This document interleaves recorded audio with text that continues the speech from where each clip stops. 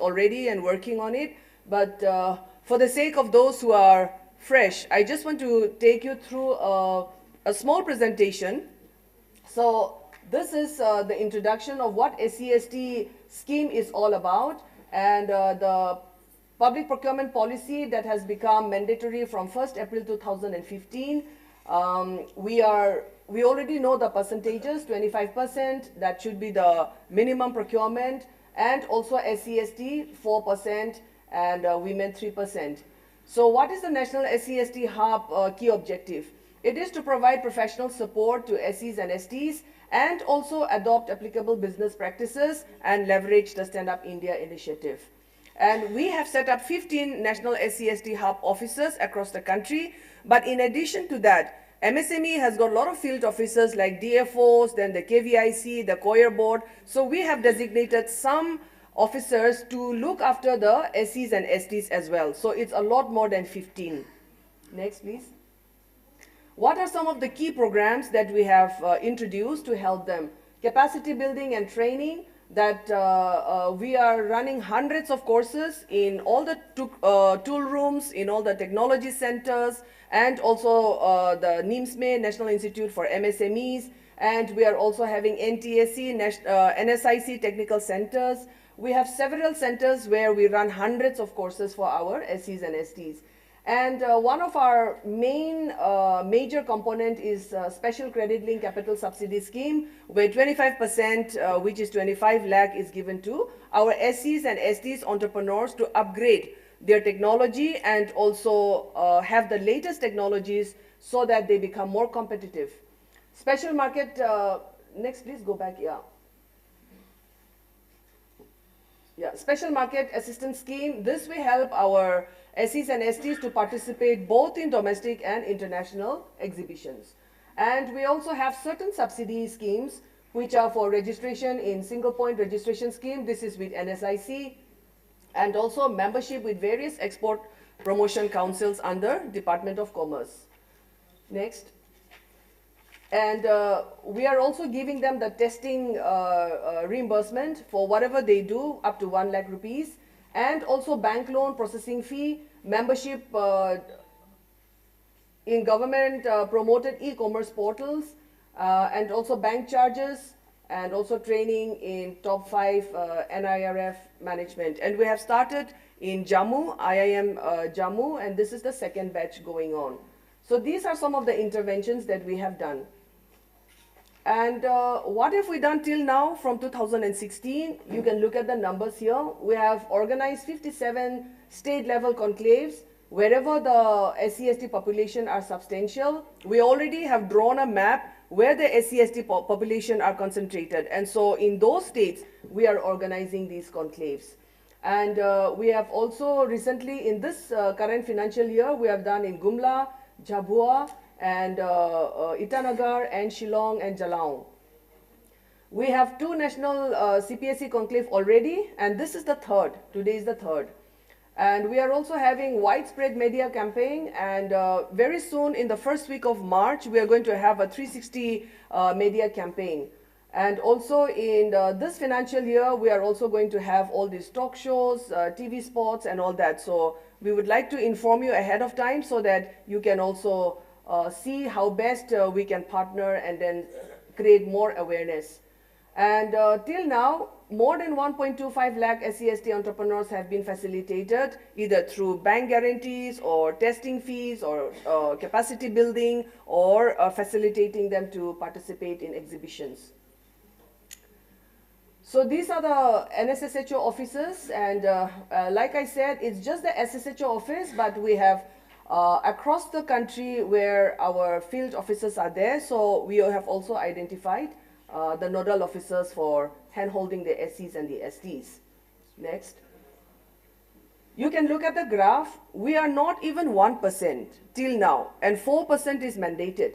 But if you look at the progress, you can see that from 99.3 crore in 15-16 se abhi tak jo hai, you can see that there is a huge progress, because 1,545 crore hui hai last year. And this year we are yet to close, but then we hope to cross 16 at least, 1,600. And yeah, you can look at the trends of procurement from women and trends also procurement from SEs and STs. I think Ajit will be sharing in his GEM presentation. Next. So what is the expectation of today's workshop, today's conclave? We are hoping that you will also regularly upload whatever you are procuring from the SEs, STs and women on the Sambandh portal.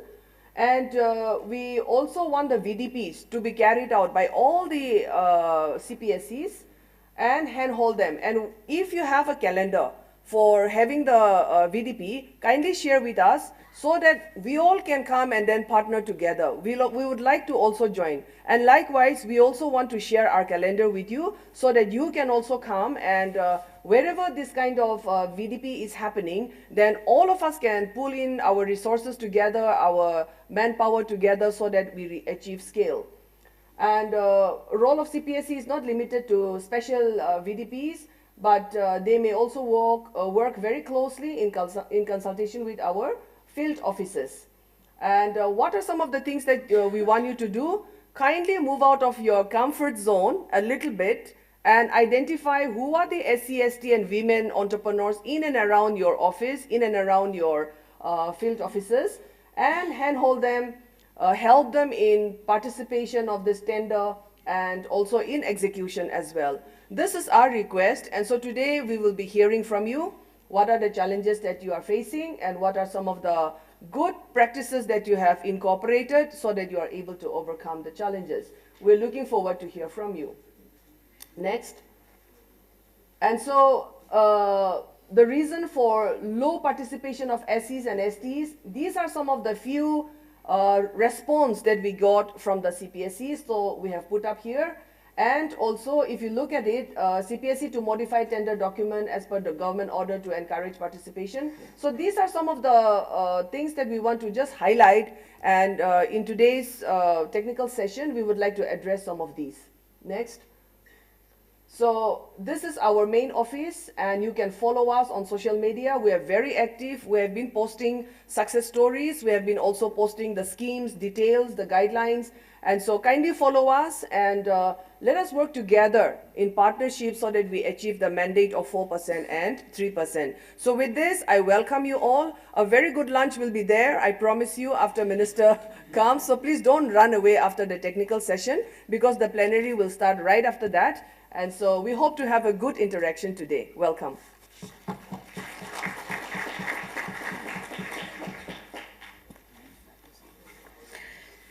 Thank you very much, ma'am, for taking us through that informative and enlightening presentation. And as you said that we would like to replicate the good practices which we will hear today in the endeavor to inspire others to follow in those footsteps. Thank you very much. Ladies and gentlemen, we would now invite your kind attention towards the screen in front because we will now have a film on National SC/ST Hub.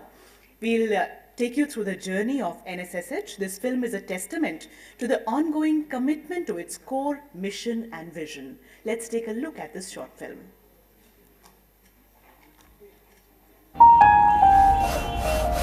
आसमां में कितने परिंदे या मुसाफिर या है शहर के ढूंढते हैं सब अपना मकान.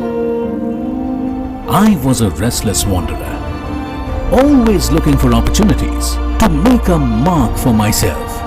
I was just banking on three things: my unwavering self-belief, unshakable confidence, and hard work. I could make a decent beginning, yet times of struggle seemed longer, and establishing a small and medium business was still not a cakewalk. Recently, I found a loyal friend who changed my life, who held my hand, showed me the way, and the world was at my doorsteps. National SC/ST Hub was not only my savior, but my motivation and guiding light. We are the emerging faces of entrepreneurship. We have risen from adverse societal and financial order to become strong enough to contribute to the nation's progress. Today, we have opportunities galore. No task is too daunting. In our journey as owners, of micro and small enterprises, new avenues have opened. A simple online registration or at various NSSH offices warrants us a transparent and conducive playing field. Special Credit Linked Subsidy Scheme gives us easy access to finance for technology upgradation. We enjoy reimbursements on membership in Export Promotion Councils or EPCs, through which our products get global reach. Even the processing fees of the bank loan is reimbursed. It is through special marketing scheme of NSSH where we get the opportunity to participate in trade fairs and exhibitions. What's more, we are also on the B2B portal, the MSME Global Mart, that acts as a marketplace to boost businesses of MSEs. Today we are a strong, large group of thousands of entrepreneurs, welcoming new individuals to join the club to fulfill their entrepreneurial dreams and contribute to India's growth story. Thank you, National SCST Hub, for being with us at every step of the way.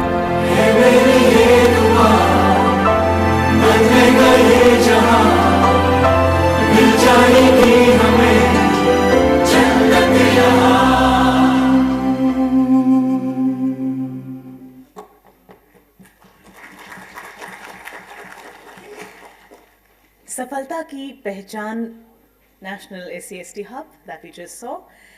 Ladies and gentlemen, after that interesting short film, we will now have a presentation on Public Procurement Policy by Ms. Rukmani Atri, Joint Development Commissioner, Ministry of MSME. बहुत बहुत अभिनंदन. Please join hands in welcoming Ms. Rukmani Atri.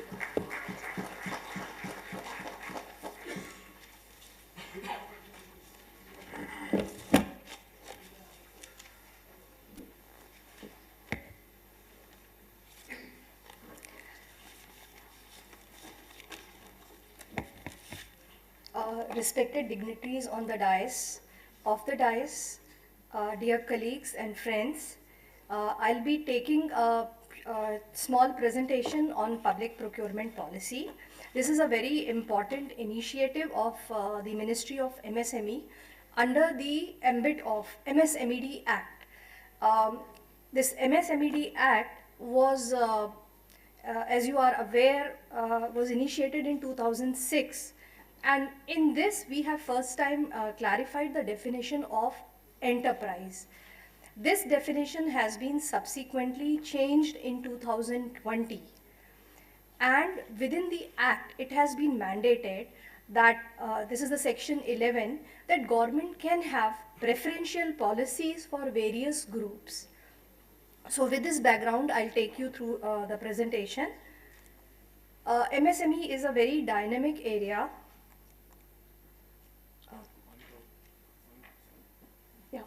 If you see the figures, MSMEs contribute to 29% of the GDP, 36% of the manufacturing output.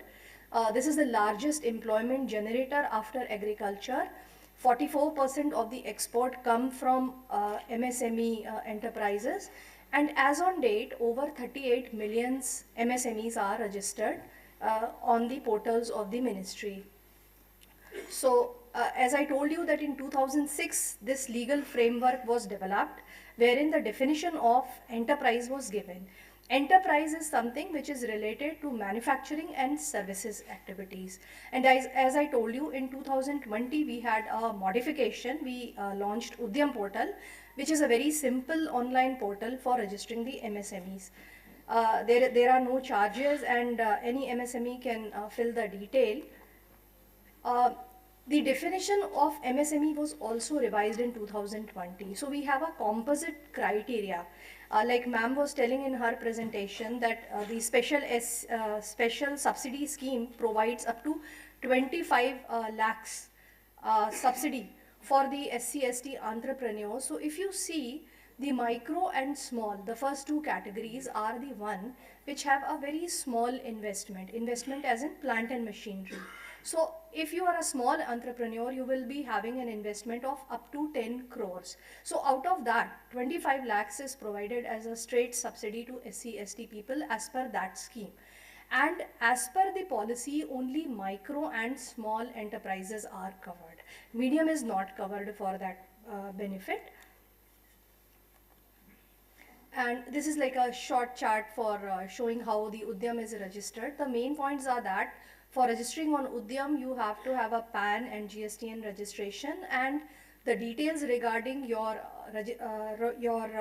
plant and machinery value comes from income tax data, and the turnover details are captured from GSTN. So this QR code itself gives you a number, and this is downloadable, and you are registered as an enterprise. There you have to mention in which major activity you are registered. So it could be either manufacturing or services.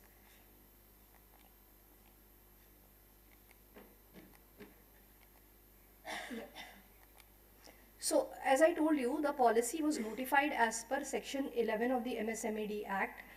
It was implemented from 2012, made mandatory from 2015. What does the policy say?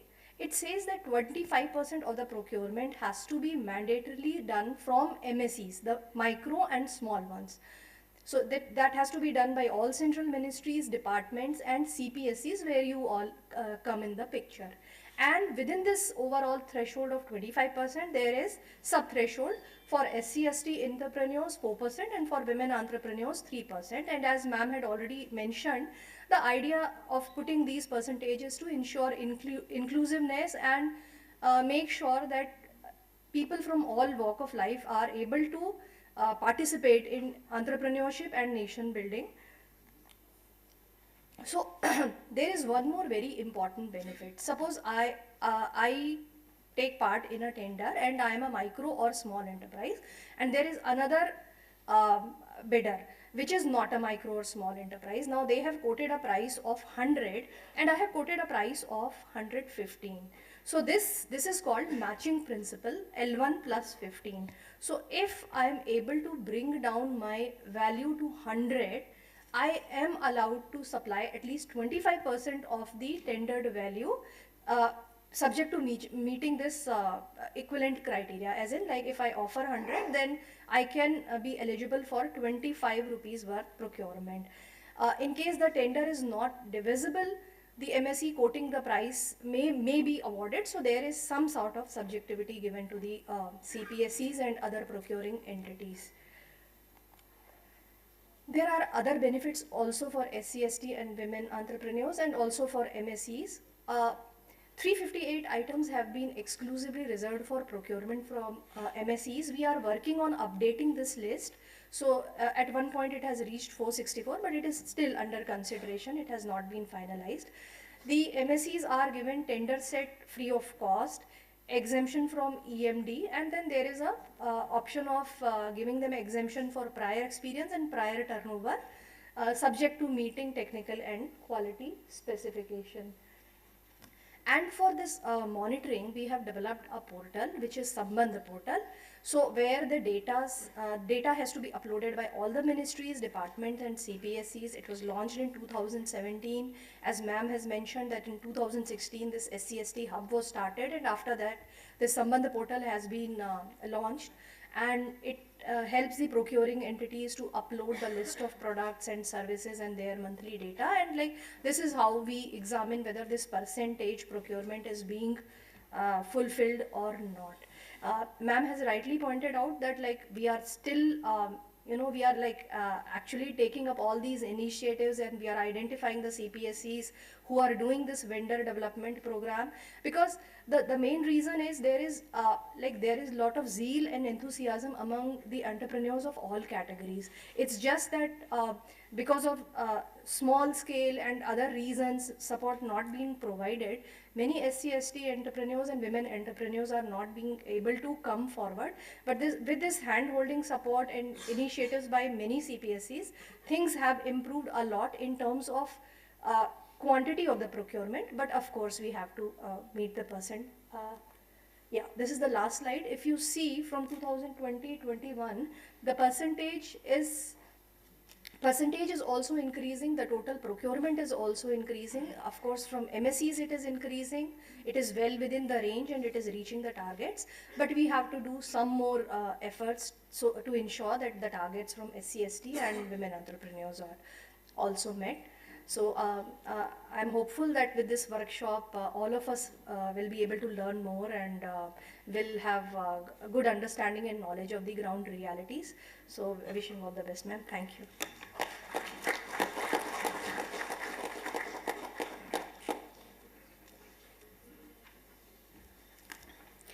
Thank you very much, ma'am, for taking us through that elaborate presentation and letting us know such important details. Thank you very much. Ladies and gentlemen, we will now have a presentation on Government E-Marketplace, popularly known as GEM. May I please invite Shri Ajit B. Chavan, Additional CEO GEM, to please present this. Welcome, sir.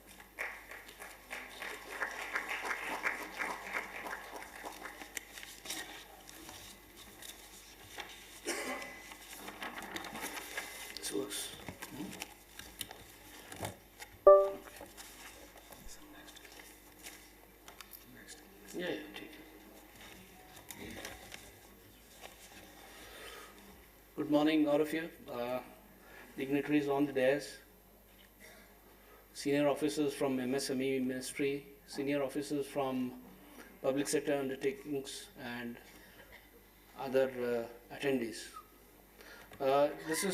Thank you for this opportunity, because normally we are on overdrive on outreach to the MSMEs and MSEs particularly, and also to the CPSEs, because much of our work depends on these two stakeholders.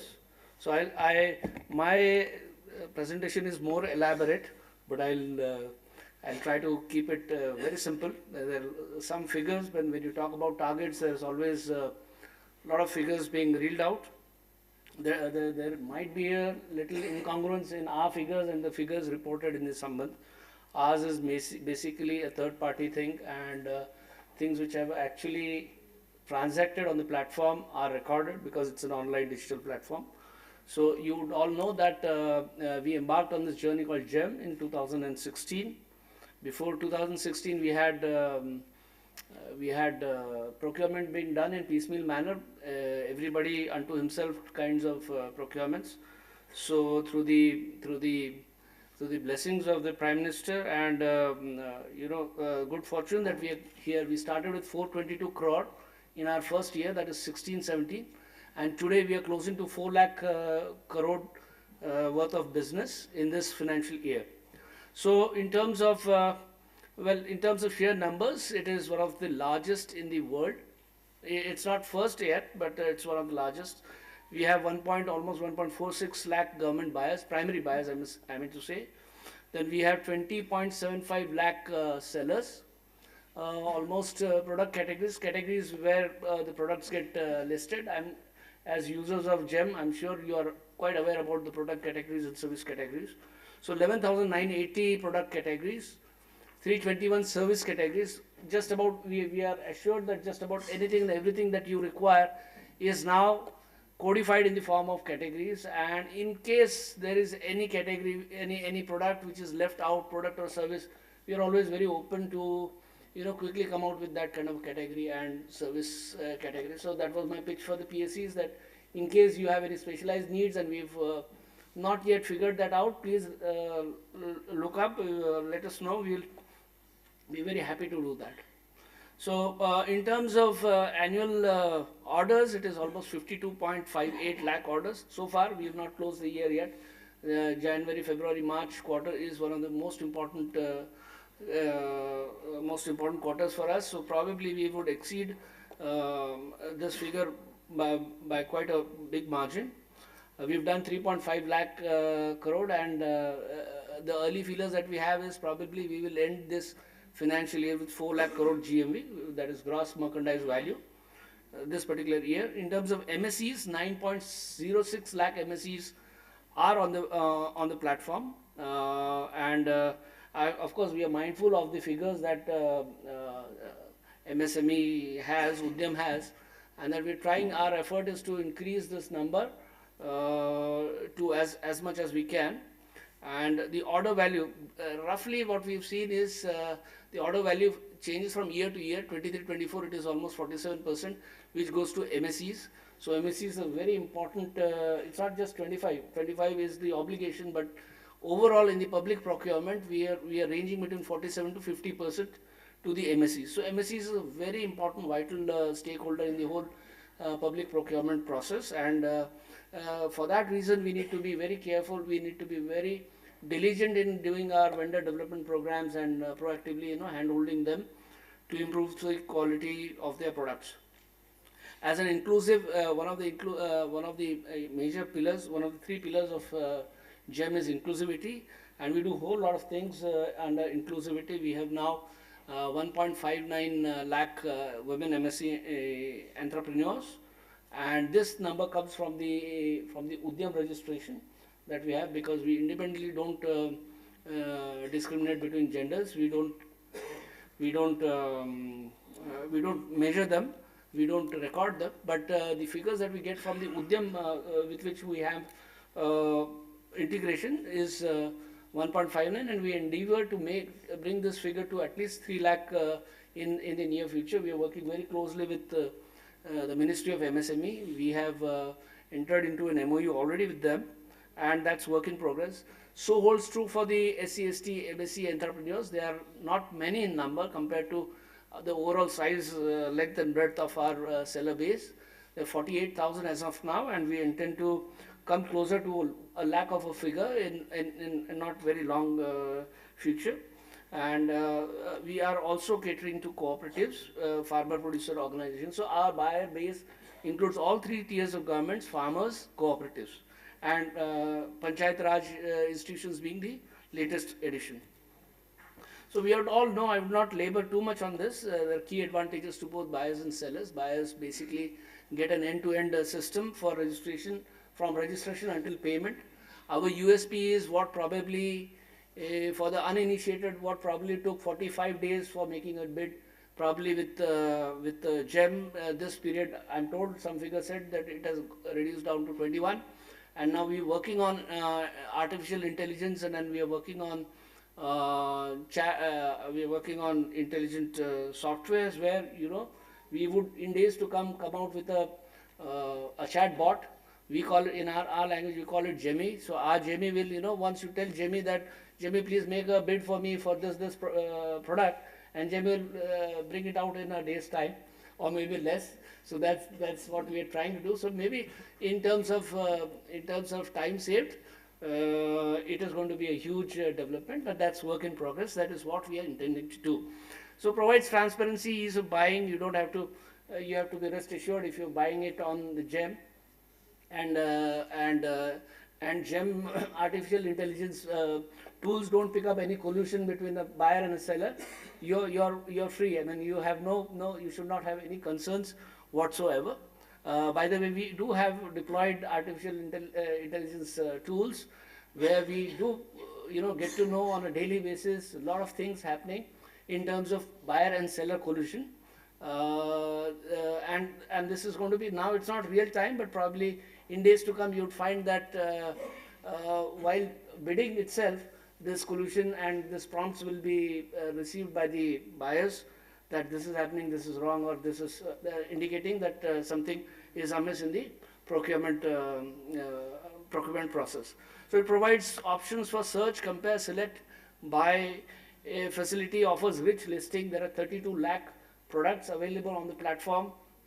Price trends for products are there. Price reasonability tools are there. Up-to-date user-friendly dashboard, so on and so forth. For sellers, of course, it is the biggest improvement is a seller sitting in a remote corner of the country can have direct access to a market as big as 4 lakh crore worth of rupees. It's one-stop shop. You don't have to look up for magazines or some procurement journals. You have to be on the platform. The platform gives you automated notifications in terms of email and SMS on the ongoing bids or upcoming bids of interest to that particular seller. Then there's a provision for dynamic pricing. It works both ways. When things are getting costlier, the seller doesn't suffer, and when things get cheaper, the buyers also benefit, because then the seller has the power to reduce the prices. It's not fixed for a year or two, which was earlier done in the times of DGSND. So there's a strong vendor rating system and product suggestions facilities available to sellers, seller-friendly dashboards, so on and so forth. So that's the advantages of being on the platform. I'm sure most of you are already there on the platform, that's why you're here. But my request to you is please work with your vendors. Let us know in all your vendor development programs, if you let us know that this is what is your plan. As Mercy has already said, we would love to participate and we'd love to do the onboarding. Onboarding is a bit of a technical work. Of course, our efforts have been to improve the UI UX and make it so simple that it is an unassisted process. But yet what we are as a strategy we're doing is we are going into each and every exhibition worth its name and putting up a stall there, kiosk, where people can come and onboard their themselves and also upload their catalogs. So this is a daunting figure. I'll not take you through this. This is one slide which kind of summarizes the overall big picture. I've already said that we have done we have done 3.5 lakh crore this year. Cumulatively, we've done 7.41 lakh crore during the existence of the GEM portal, and almost 49.61 or 50% cumulatively orders have gone to the MSEs.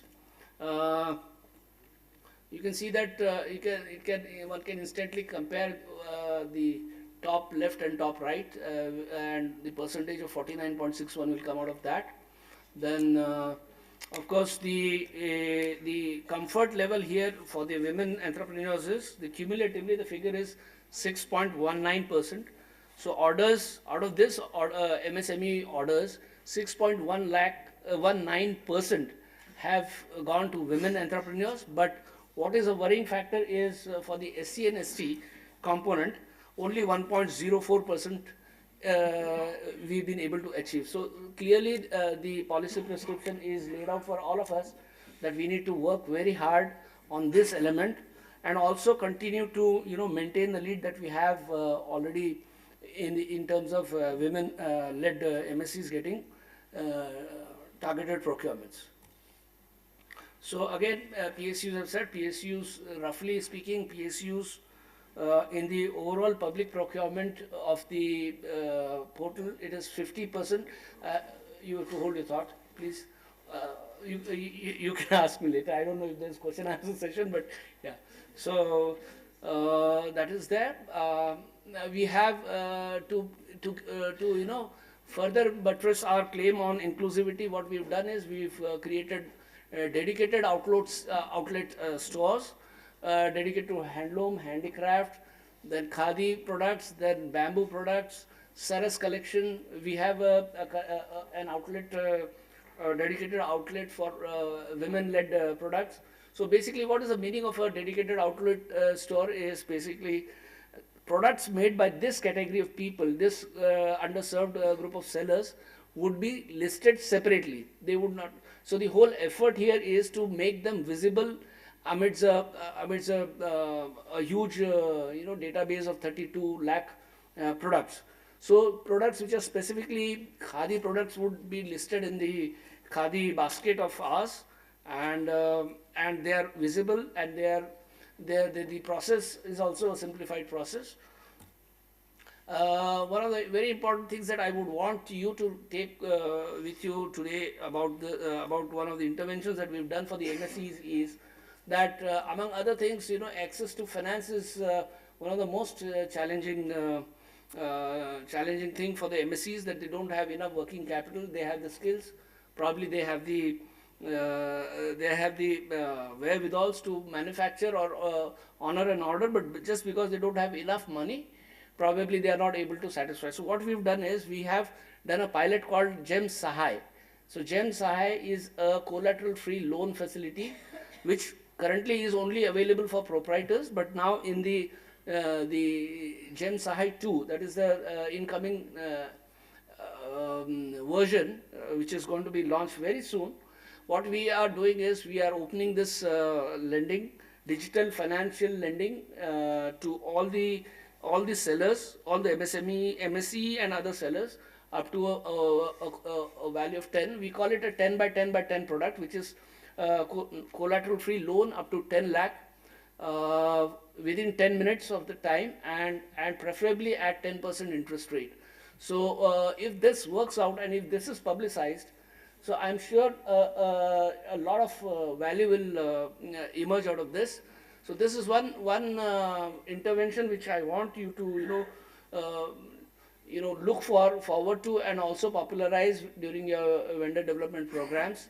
And the intention basically is that we move from a credit-linked approach to a cash flow-based approach. And the biggest benefit is if you have 10 orders on the GEM platform, all the 10 orders can be financed by the lenders who will be onboarded on this program. So that is how we've tried to resolve the access to finance problem. Access to markets, of course, being on the platform itself is the biggest solution to that. We've already worked that out. And access to value addition or hand holding, we are working very closely with CSCs, that is Common Service Centers. There are almost 5 lakh, in excess of 5 lakh. So these people are helping onboard people on the platform. In addition, we are working with the India Post also to ensure that we reach out to the last mile this thing. One more thing that I don't know if all of you are aware about this. There's a facility. I'm sorry that the picture is not very clear, but what I wanted to inform you is you can choose. There are filters available on the platform where you can choose if you want to do business only with women MSEs or SC/ST MSEs. So that filter has been provided for in your public procurement. So you could always do that, make use of it if you are short on your targets. GEMS, I have already said, in pilot we've done 24 crore lending. We are looking forward to something like 2,000 crore lending once India scale GEMS I2 is launched. We've had an MOU with MSME, basically about advocacy, awareness, outreach with last mile MSEs through the institutional network of the Ministry of MSME. We would be actively promoting the public procurement policy of the MSME, and we are working very closely in terms of attending their SC/ST workshops and other MSc workshops. So I've already said that we are also participating and in various events that are being organized by anybody where there is a conglomeration of MSCs coming. We go there, we try and open our stall there so that people can come and onboard themselves. So thank you very much for this patient hearing. I'm leaving here with the toll-free numbers, so if somebody would want to take them. Thank you. Thank you.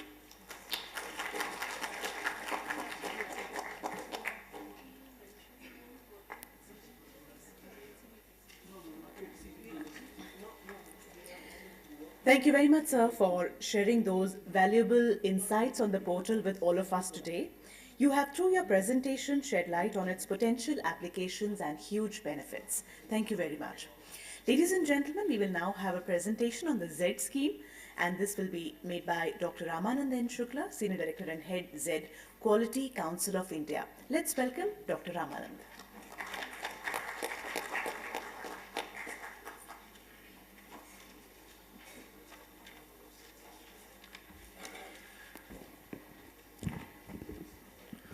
A very good morning to the dignitaries on the dais, to all the senior officers from the ministry and from the CPSEs, and everyone who's present here. I believe this conclave is something where we all meet together to understand the best practices, and also, like in her presentation, Ms. Parse Pao, she clearly mentioned what are the expectations from the conclave, which actually sets the tone for what we are supposed to deliberate and what we are supposed to look forward to. And while these presentations were going on, the contexts were being set up, we could clearly see certain challenges that CPSEs are facing in terms of getting higher participations from the MSEs, especially SC/ST entrepreneurs and women-owned entrepreneurs. And I believe this Z certification scheme, which I'm sure many of you would be aware about, I'll be sharing a little more about it, but I believe Z certification scheme can actually help to ease out the challenges that you are facing, because Z as a certification scheme is a potent tool to empower our MSMEs, enhance their capabilities to make them competitive, and there are special provisions for even SC/ST entrepreneurs and women entrepreneurs. And while we are looking at enhanced participation of MSEs coming into it, if I look at the Z certification scheme, why I said it can alleviate the concerns that we have is that as on date, within just 2 years of the launch in the new avatar that Z had, we have more than 1,67,000 certified MSMEs that are listed. And out of this, there are 14,000, almost 15,000 enterprises that are owned by SCs, and another 5,000 by STs. Women entrepreneurs, women-owned MSMEs are to the tune of 56,106. This, I'm talking about the registration, and almost 50% of these enterprises are already certified. And I believe this kind of a database that has never been generated earlier in terms of their capabilities on certification requirements, it is available to you to scout for the partners to cater to your requirements. So that is where Z can not only help you meet your targets, but also it will help to strengthen the entire supply chain of the CPSEs. We all know that there are certain sectors like automobile sector which has one of the best supply chains, right? And I believe CPSEs have been contributing to the national development in a great way. And one of the things that I believe now CPSEs also need to look at, although you're contributing a lot to the MSMEs, MSEs and their development, but I believe another thing that now we should start looking at is how do we develop their capabilities further? Because when we are looking at, becoming the third largest economy in the world, I'm sure we will need a very robust supply chain that can support our growth. And therefore, the Z certification scheme. Now it originated, the Z certification scheme, which is basically Z is an acronym for Zero Defect, Zero Effect. So Zero Defect means impeccable quality. This term was coined by Honorable Prime Minister in 2014 that our industry should focus on zero defect, zero effect, especially MSMEs. Zero defect is about impeccable quality that we should produce, and zero effect is while we produce these kind of products, the goods that we manufacture, there should be no negative impact on the environment, and that's what we are hearing nowadays. Everyone is talking about sustainability. It's not just quality and reliability of the product, but sustainability also. And therefore, Quality Council of India took a cue from what Honorable Prime Minister spoke, and we created a framework along with, and this framework was adopted by the Ministry of MSME because they could see how this Z as a concept can transform our MSMEs. So that is how the Z certification scheme came into existence. When it comes to Z, the vision, why we want the Z to be pursued, there's a very clear vision that the Z certification scheme aims to enhance the competitiveness of our MSMEs. And when we say competitiveness, it emanates from multiple factors. It is about the capability of the organization, the MSME to deliver what the customers require, to do it sustainably, and in the bargain, we gradually transform them into national and international champions. So that is a very clear mandate, the vision that has been derived for the Z certification scheme. And to participate in Z, the criteria is very simple. The MSMEs, they need to have Udyam registration number as it is for any other scheme that is required. And the scheme, when it was launched, it was envisaged to be launched in 2 phases. The first phase was for manufacturing MSMEs, and the second phase, which we are expecting to be announced soon, will include the services sector as well. So we are currently in the first phase where it is about the manufacturing enterprises, and these enterprises are the ones that would be, in your supply chain, certainly because majority of the supply chain comprises of the MSMEs. Now, when we talk about Z, there are 3 levels of certification. So there is an entry-level certification, Z Bronze, intermediate level that we call as Z Silver, and Gold, which is the highest level of recognition. Now, you all must be dealing with MSMEs every day, and you would see a lot of challenges, right? It starts from the mindset, it starts from, the lack of resources that they face.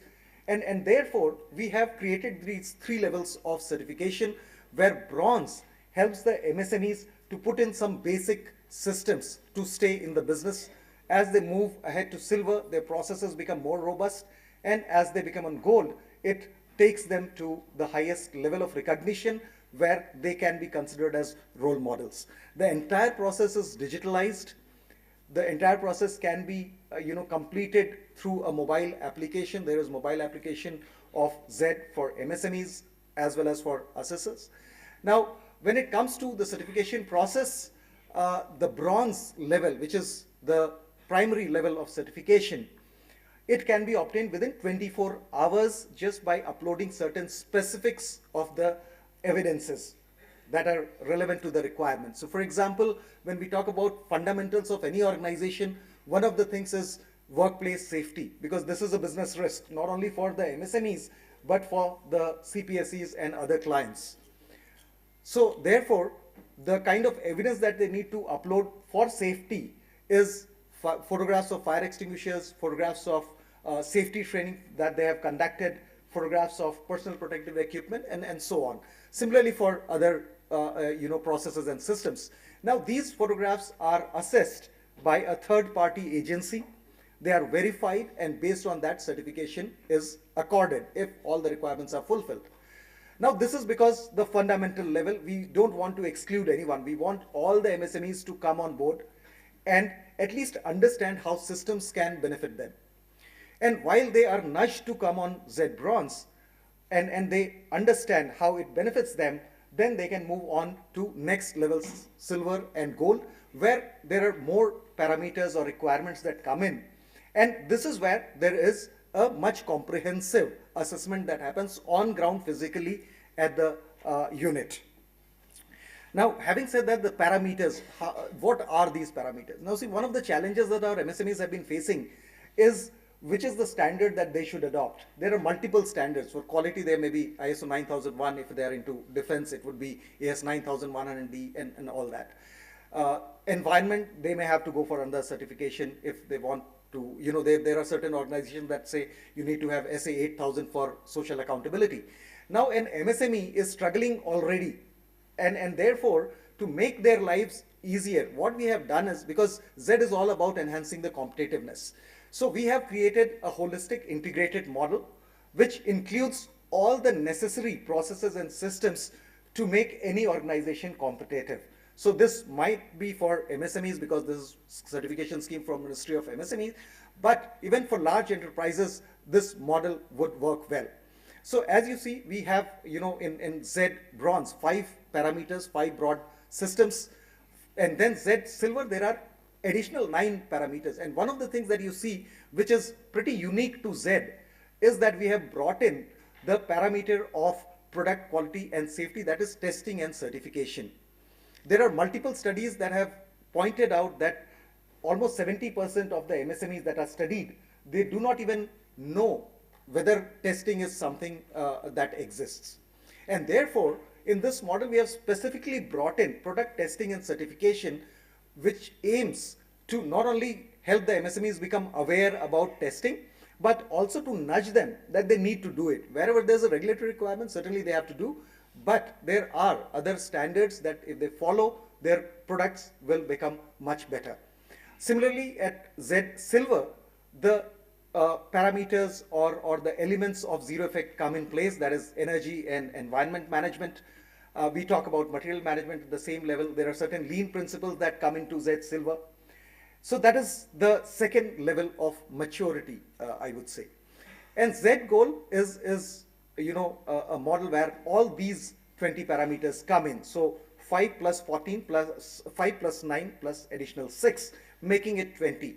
So if you see in Z gold model, we have additional higher level of processes like risk management, supply chain management.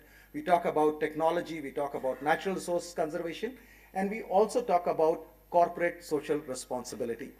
So basically, if we look at CPSEs or any large enterprise, I believe these are the things that we try to figure out either through audits, either through various vendor development programs that we conduct. We try to address these things. We try to instill these processes in our MSMEs, and that is where Z can become really helpful, because the entire process, as I said, is through mobile app. There is a geotagging, time stamping happens that brings in objectivity and transparency into the assessments.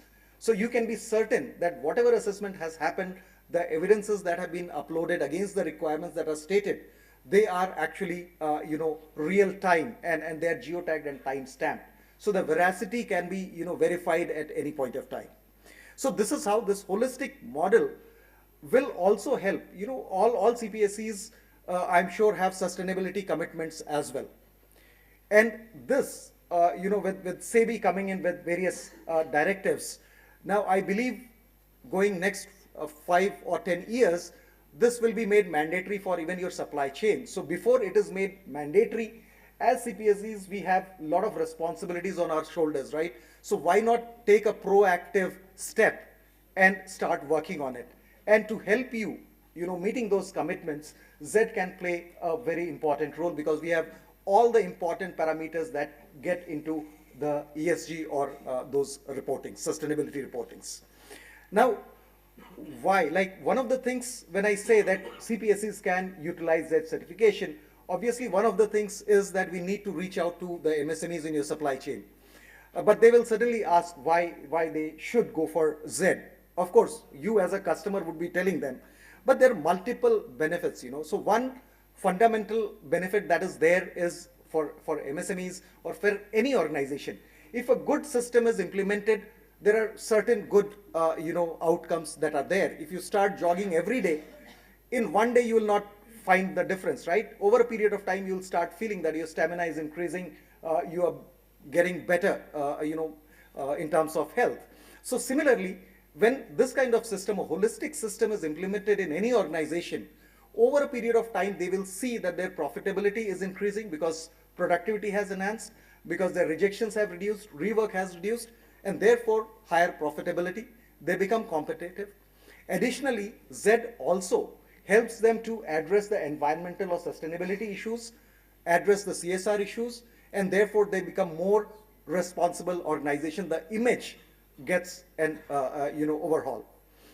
And moreover, Z also in the process, because when I said we have more than 1,67,000 MSMEs that are certified as on date, all these names, all these MSMEs, they are listed on the Z portal. So now when you say that there are, let's say, 358 items that are exclusive for MSEs, right?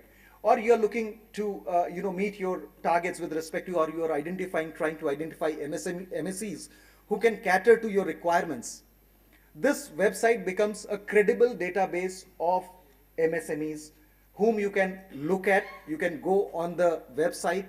There are filters given. You can filter them state-wise. You can filter them NIC code-wise. You can filter them based on what level of certification they are at. And that will also reduce your headache of trying to identify from where I do get these MSMEs. So that is how this also, as Z certification scheme, is creating a credible database of MSMEs. Now, while you actually encourage your MSMEs to go for Z certification, the barriers in terms of, because MSMEs always think that, okay, what's there in it, what's there for me in it? And they look at whether we have to invest too much. Now, when it comes to the certification, one, the ministry has been kind enough to ensure that the fee for certification is reasonable. You can see the cost here. And this is all inclusive of GST. There are no hidden charges as such. And while we say this is the fee structure, all these certifications are valid for 3 years. And then there's a subsidy that comes above this fee. So 80% for micro enterprises, 60% for small, and 50% for medium. In addition, if let's say the enterprise is owned by an SC/ST entrepreneur, additional 10% subsidy is given. Further, if the MSME is based out of, let's say, an aspirational district or part of NER or Himalayan regions, that 10% is in addition. So effectively, if it is a micro plus these criteria are met, 90%, and if they are part of further 2 schemes of ministry, MSc, CDP, and Spurti, it becomes additional 5%. So that becomes up to 95% subsidy is given.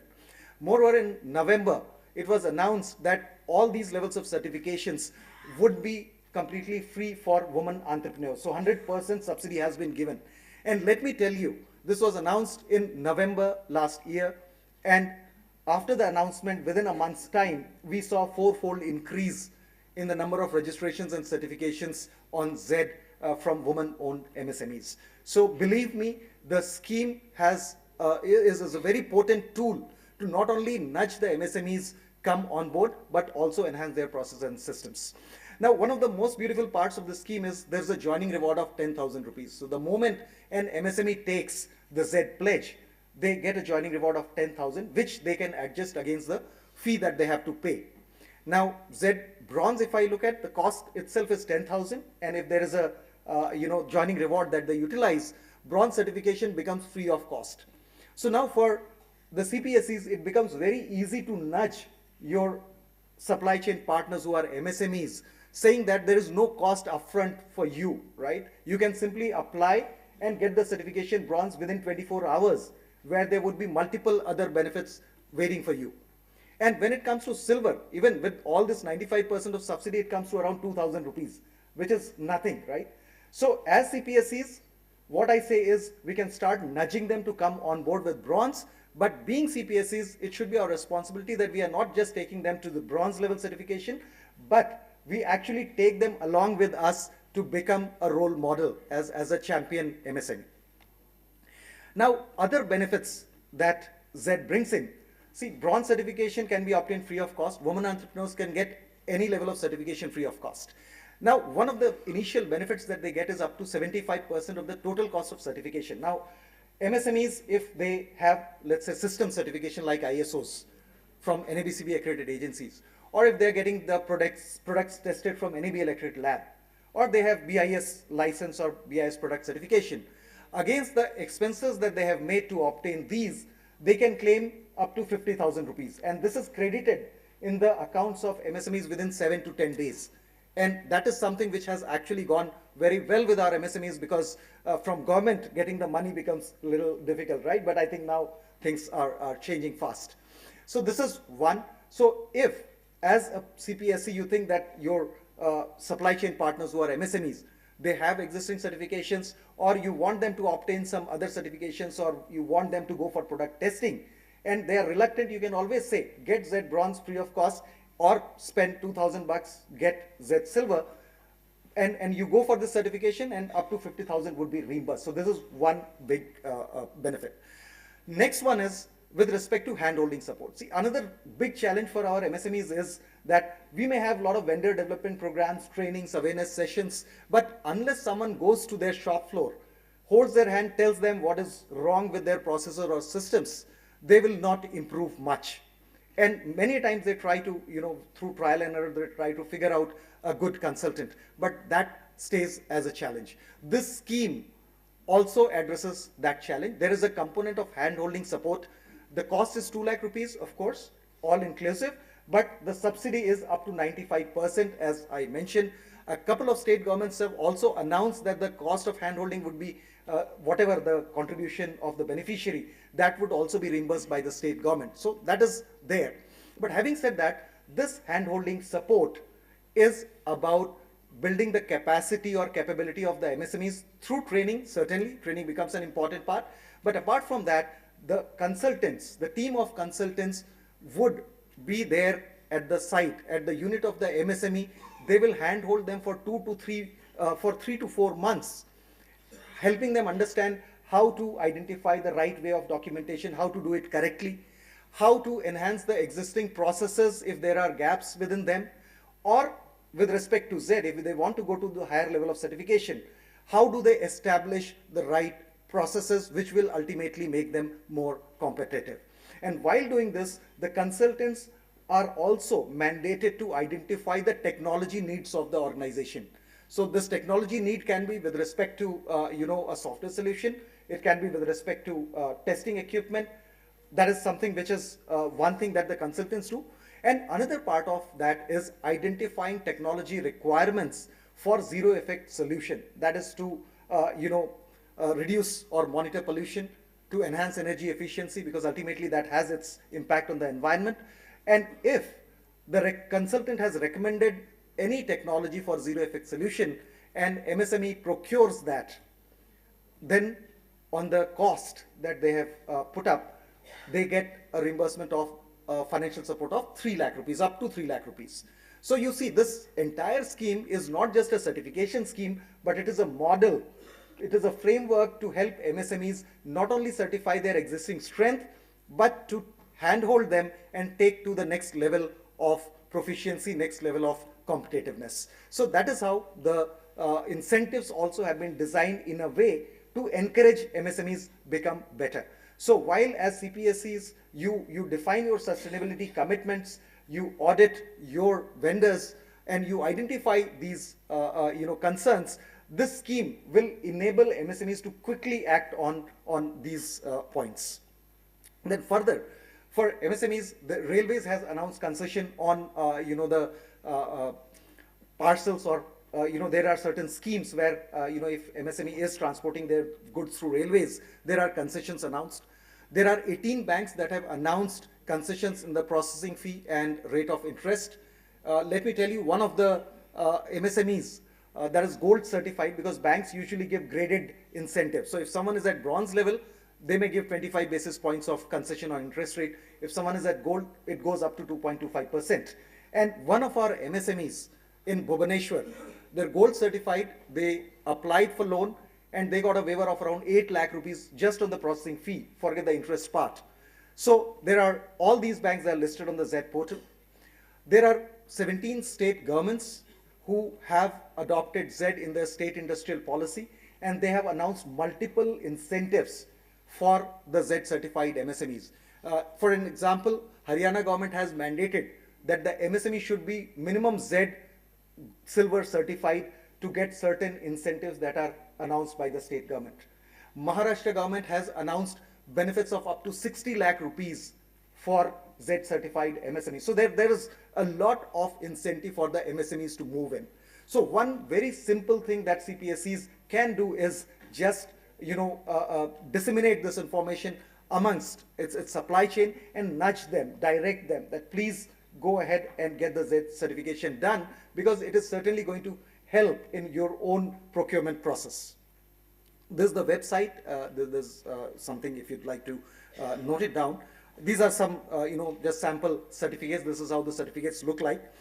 Now, for CPSEs, as I said, what could be the benefits for us? We can nudge MSMEs, we can bring them on board. But what are the benefits? So some of them I just spelled about. But one of the key benefits would be strengthening of the supply chain. So whether it is quality, whether it is product certification, whether it is human resource capability, your sustainability commitment, while bringing in all the MSMEs in your supply chain on Z certification scheme, you will play a major role in nation development, because Z is all about building the competitiveness of MSMEs. And if your supply chain, your MSMEs, which are the weakest link in the chain, if they become competitive, they become robust, your end product will become much better. So that is one important part coming in. Enhanced quality, certainly quality will enhance, because quality is not just your task, it is the entire supply chain that contributes to the quality. Sustainability commitments I've already shared, and lower vendor development costs. So while we talk about vendor development, largely when it comes to vendor development programs, as I mentioned earlier, it is about handholding them for maybe filling up the tenders and certain other things, but handholding in real terms, that is providing the consultants, doing the transparent objective assessments, which will provide you with a report that is objective in a sense that you can actually then identify who would be the right partner for your organization to be taken forward with. So your cost of development, because you can simply tell them there's a consultancy available, and with all the incentives, it might cost just 10,000 rupees for you to get a consultancy, for 3 to 4 months. And that would be in real sense helping the MSMEs become better. So these are multiple benefits that CPSEs will, that is what I believe, will get to have. Now, a couple of things that I would like to suggest as way forward is, one, adoption of the Z certification in the supply chain. So I would urge all the CPSEs here to perhaps make a policy announcement that you are adopting Z, and there could be a soft nudge to the MSMEs in your supply chain. And I believe this one announcement itself will actually make all the MSMEs in your supply chain aware about it. Also, if we can disseminate the information, we would share on the website. We have the brochures and everything, but we would make sure that we share this with all of you so that you can disseminate the relevant literature with the MSMEs in your supply chain. And finally, with department, I would request that if we can include Z in the public procurement policy. There's already preference that is for the SMEs. Now, in that preference, that overall 25% quota, there is there are certain things like, for example, SC/ST and also women entrepreneurs, 4% and 3% respectively. Perhaps if we could look at identifying whether for Z certified MSMEs or MSEs at least, there could be something that could be brought in. I believe that will give a great impetus, because this would be again a very big incentive that our MSMEs who are certified have been asking for quite some time, and they've been requesting for it. So if we can do that, I believe that would be great. Another thing is, there are certain awards, I believe they would be given to the MSMEs, to the CPSEs also. Now, in the award criteria also, if there could be some weightage or something that can be brought in for, the percentage of supply chain that is Z certified, I believe that will again give a good impetus to the Z certification, because I believe Z certification is the way to go for in future. All the supply chains, unless they have impeccable quality and sustainability, they will somehow, if they do not have it, they will slowly and gradually get out of the business, but that will weaken our supply chain, our ecosystem. So that is why I would conclude by saying that we must ensure that Z is adopted wholeheartedly by all of us, and we should ensure that in next 2 years, we should see to it that all the MSMEs in the supply chains of CPSEs are 100% Z certified. And this will not only enhance your overall capability, but certainly, strengthen the supply chain. With this, thank you so much.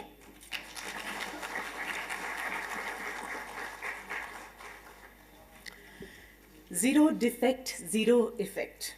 That will not only help us to meet our targets, but also strengthen the entire supply chain, leading to larger benefits to all the CPSEs. Thank you very much, sir, for that exhaustive presentation, giving us all details about the subject. Thank you very much.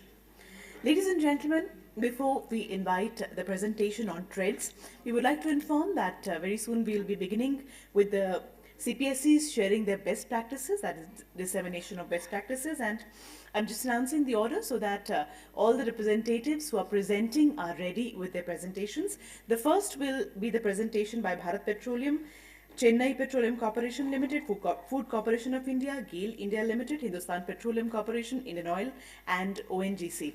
ये इसलिए हम announce कर रहे हैं क्योंकि कुछ representatives शायद हम locate नहीं कर पा रहे हैं. So this is just to announce that in this order we'll be inviting the CPSEs to share their best practices immediately after the next presentation.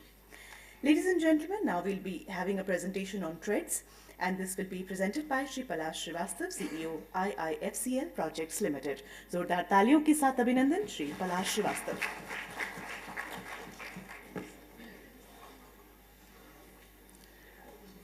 मंच पे आसीन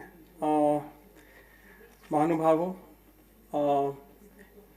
सारे सार्वजनिक उपक्रमों से आए हुए अधिकारीगण और मंत्रालय के अधिकारीगण, आप लोगों का अभिनंदन. और जैसा कि मर्सी मैम ने बोला ही है कि ये हम लोग एक तरफा ना करते हुए हम लोगों को इस सम्मेलन का अगर पूरा फ़ायदा उठाना है तो हम लोगों को एक बातचीत के उसमें दायरे में आना पड़ेगा. तो हम लोग आज क्यों, हम तो CPSEs हैं, सार्वजनिक उपक्रम हैं, हम क्यों MSME के बारे में क्यों बातचीत करने के लिए आए हैं, वो मेरे ख्याल से आप सिर्फ एक जिम्मेदारी नहीं मानते हुए, अगर आप ये भी मानते हैं कि ये हमारे खुद के कॉम्पिटिटिव बनने में, हमारे खुद के सुदृढ़ होने के लिए, हमें एक मैन्युफैक्चरिंग हब बनने के लिए और देश को एक विकसित राष्ट्र बनाने के लिए महत्वपूर्ण है। आज कई अध्ययन से पता लगा है कि हमारा एक मिसिंग मिडिल तबका है, जिसके वजह से भारत चीन के तरह से या ताइवान की तरह से या इंडोनेशिया की तरह से इतना तेजी से विकसित मैन्युफैक्चरिंग क्षेत्र में नहीं हो पाया है। तो उसी के तहत आज जो आपने जो समर्थन दिया जेम से, आपने जो समर्थन दिया आज जो वेंडर डेवलपमेंट प्रोग्राम का अभी जेड से, और अब इस क्रम में हम मैडम ने शुरू किया था संबंध से, अब हम समाधान तक आ पहुंचे हैं। और समाधान जो है एक बहुत ही विषम परिस्थिति को अगर हम जाने, timely payments are the life breath for an MSME, particularly the MSEs, the micro enterprises. And what we have here is that the report in 2022 pointed out that total delay in MSME payments is around 10.7 lakh crores, which is like 5.9% of the Indian gross value added. Total 80% above, 80% of above, which is 8.55 lakh crores, pertain to MSEs. And of this, 3.3 lakh crores are being delayed by 1,000 top corporates. And will you believe this, that 70% of micro enterprises in India have cash reserve lasting less than a month. And what we are seeing is that these are delayed by 69% of payments by public administration entities are delayed by 60 days. उसके पास में एक महीने से ज़्यादा जिंदा रहने की क्षमता नहीं है, और हम उसका 2-2 महीने तक पेमेंट मतलब अमूमन एक एवरेज तौर पर रोक के रखे हैं. This doesn't sound to be a very nice situation, and therefore RBI had come up with a platform. It said in 2008 delayed payments issue can be addressed, and that there was a financial sector reforms committee by Raghuram Rajan, which actually said that we should have a platform, and this actually came through in 2013 as an electronic bill factoring exchange to be set up. Now this actually came into place as TReDS when RBI released the final TReDS guidelines in 2014, and then RBI granted licenses to 3 TReDS players, and a 4th one is also in the offing. But what is this TReDS? How can it solve the payment problem? In the banking system, what we already had before TReDS was factoring. आप अपनी invoice किसी buyer की लेके गए और उसके against में आपको बैंक लोन देता था. तो ऐसा नहीं था कि there was no system of invoice discounting, bill discounting before TReDS. So what does TReDS achieve? उसमें प्रॉब्लम ये था कि अगर किसी बैंक के पास में जाते थे तो वो यही कहता था कि आपकी वर्किंग कैपिटल का जो रेट ऑफ इंटरेस्ट है उसी पे हम देंगे आपको, और कई बार वो देता भी नहीं था. आपको पता है micro enterprises face a lot of challenges even to open a bank account, leave alone have any credit facility available to them. So what has TReDS done? So TReDS actually as an exchange allows transparent and online selling of receivables or through auction to banks. So there's not a single bank, but there are 54 plus banks which are participating in this auction. So suddenly, you know, we have a mismatch in the sense that we have a buyer's domination. So it's a buyer's market because there are so many micro enterprises. So a buyer actually dominates. He can change his vendor. He cannot pay. He may not pay the vendor. He may actually. So this platform, this initiative is actually to empower the vendors, to empower these micro enterprises, and it means actually as a breath, life breath, because you know he's churning his cycle of money.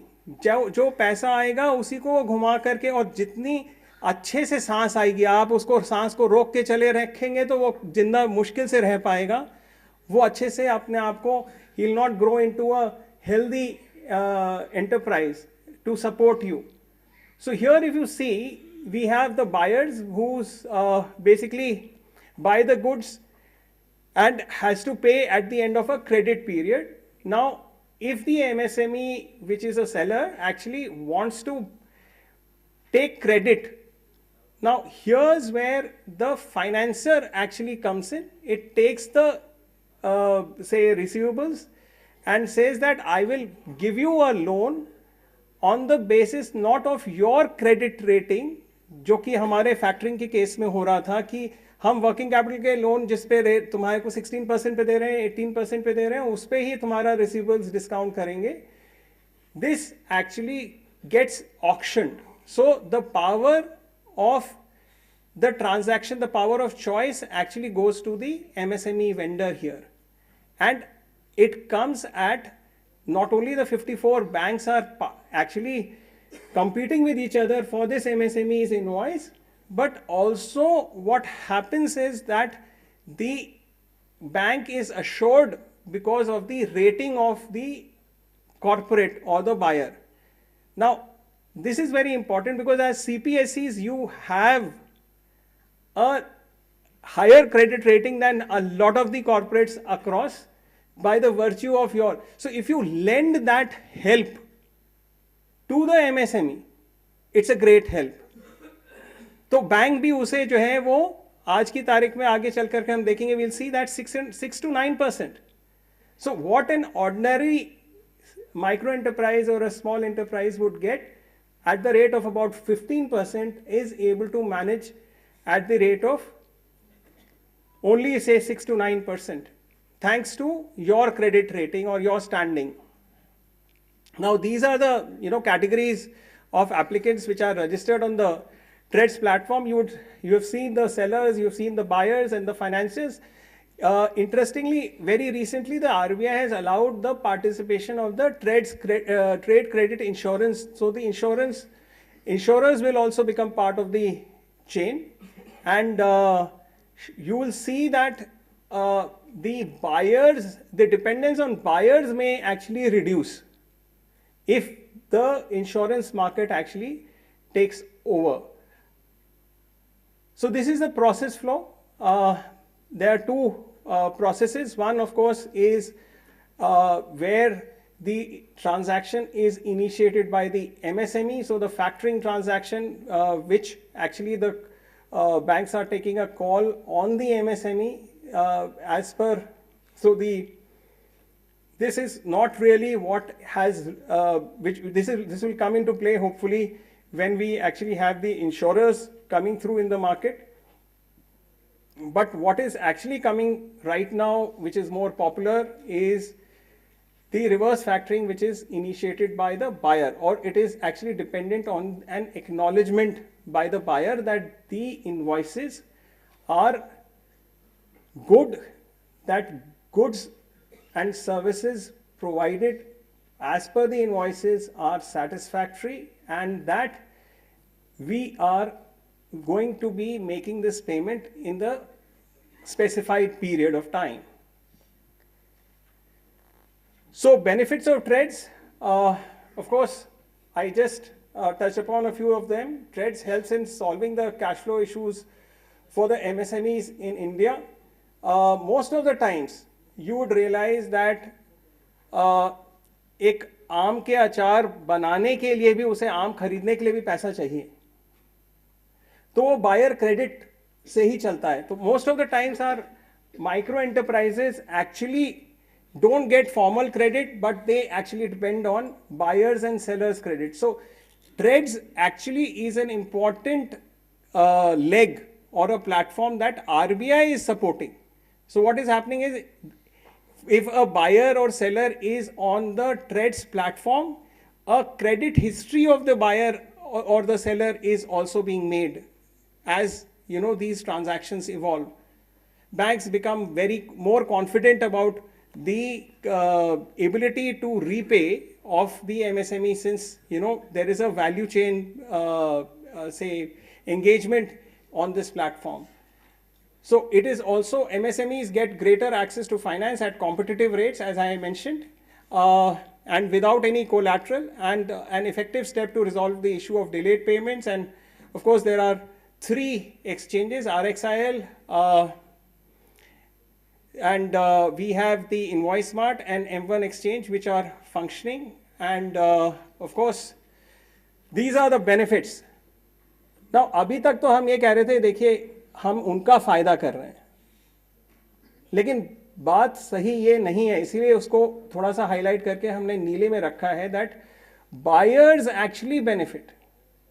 See, ultimately, if for getting, मेरे आम खरीदने के लिए अगर मुझे 18% पे rate of interest पे मिल रहा है, तो अल्टीमेटली आम का अचार कितना महंगा होगा, 18% के हिसाब से जो है वो बेचा जाएगा. अगर वही चीज़ मुझे 6% पे मिल रही है, तो आप एज CPSE भी वो जो फायदा 18% और 6% का फायदा है, you actually stand to gain the most. And the fact is that this platform enables flexible repayment terms to you also. Sometimes you find that there is a cash flow situation that you have in your corporate. The second thing can be that you have a very favorable interest rate regime, where you feel that if the discounting which is happening through TReDS is actually coming at a much more effective rate, whereas if you are placing your money in fixed deposits or your investments you are making, so your cash, whatever your own treasury management also gets more effective. And then it is of course a seamless payment to vendors through NPCI integration. So this actually is something which is very simple. And then lower vendor administration costs, which actually are the benefits that the CPSEs have. Of course, there are a number of benefits that the MSME sellers have, and I think we were running a little late, so I'll not really read through all of these things, but I'll just give you some statistics here. See, number of buyers which are corporates, other buyers including government departments and PSUs, 4,300. And would you believe, ma'am was saying that there are 363 registered on the Sambandh, but उन लोगों का trades के साथ में ma'am संबंध नहीं है, because we are having only about 100 odd players जो कि समाधान पे हैं, समाधान मतलब ट्रेड्स पे हैं, which is actually a misnomer. इसलिए हम लोग यहाँ साथ में बैठ करके बात करना चाहते हैं कि why CPSEs even, मतलब रजिस्ट्रेशन तो एक चीज़ है, ट्रांजैक्शन तो बहुत कम हो रहे हैं. सो आज आप देखिए कि जो ये 2.4 लाख करोड़ के ट्रांजैक्शंस जो MSMEs को जिस चीज़ का फ़ायदा मिला है, वो 95% नॉन CPSEs की वजह से हुआ है. मतलब मैं इसलिए आपको ये चीज़ बताना चाह रहा हूँ कि हमें जो हमारी एक ये समझते हैं कि जो सार्वजनिक उपक्रम को टेम्पल्स ऑफ मॉडर्न इंडिया के हिसाब से जो एक तरह से कंसीव किया गया, तो वो जिम्मेदारी जो है हमें अभी निभाने का उसमें पक्ष में हमें निभाना अभी ज़रूरी है. अगर हम देखेंगे कि ये नोटिफिकेशन है ट्रेड्स पे, और जो CPSEs के लिए तो है ही सारा, और 500 करोड़ से ऊपर भी अभी हम लोगों की कॉर्पोरेट अफेयर्स में यहाँ संयुक्त सचिव जी अतीश सिंह जी हैं, उनकी बैठक भी हुई थी और एक महत्वाकांक्षी एक योजना भी बन रही है where we will get all the 500 crores plus private companies also to come and join the TReDS. Now this is what we would like. Of course, these are the initiatives as a TReDS task force member secretary. These are things which we have tried to resolve. So there was a representation for getting more, NBFCs on board. So we got them.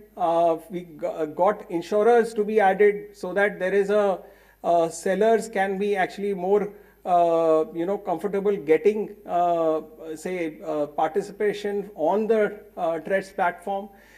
Then we had rediscounting enabled for financiers. So आज मैं ये इसको आपको इसलिए आपके knowledge में ला रहा हूँ जिससे कि if there are any issues that you feel, we are actually having a TReDS task force which ministry is actually having, and that is actually consistently working to resolve these issues. So we should actually discuss today. Of course, this is where we end. On the benefits, I think CPSEs particularly stand to gain.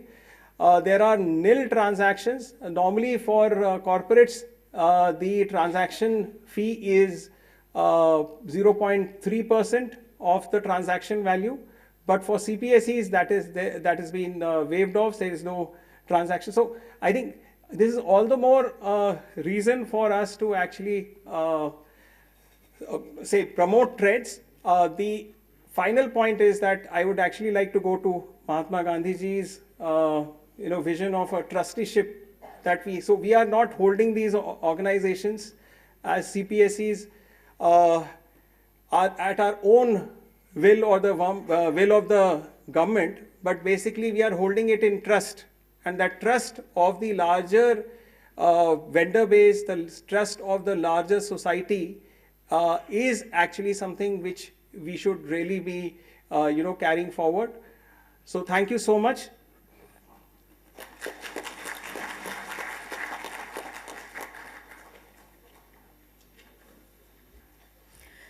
जैसा कि आपने कहा, संबंध से समाधान. Thank you for your informative presentation on TReDS. These insights will provide a valuable understanding and clarity on this important financial platform. Thank you very much. Ladies and gentlemen, we'll now begin the dissemination of best practices. Sharing of best practices cultivates a culture of collaboration, enabling all of us to learn from each other's success and replicate effective strategies. We now have different CPSEs sharing their best practices and how they are able to achieve the mandate of procurement envisaged under Public Procurement Policy. सभी से निवेदन है कि जो भी representative इस policy के इस प्रेजेंटेशन के लिए आएंगे 5 मिनट का समय हम दे पाएंगे, क्योंकि माननीय मंत्री जी भी जल्दी हमारे बीच पहुंचने वाले हैं. तो 5 मिनट का समय हमारे हर स्पीकर को, ये आप सभी से बहुत ही विनम्र अनुरोध है.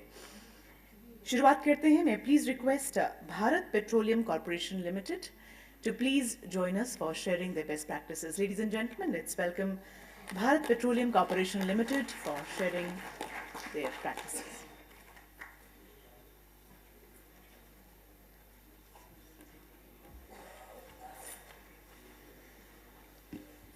Respected dignitaries on the dais, senior officials from various CPSEs, my dear colleagues.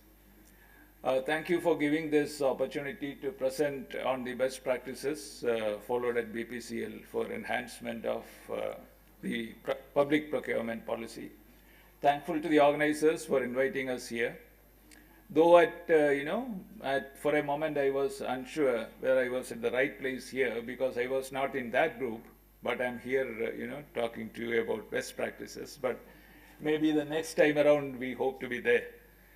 So, the list of major products, services procured from the SCSTs, I think this would be common across all the MSCs, all the OMCs, because we have the product on transportation, the product transportation services and the LPG equipments.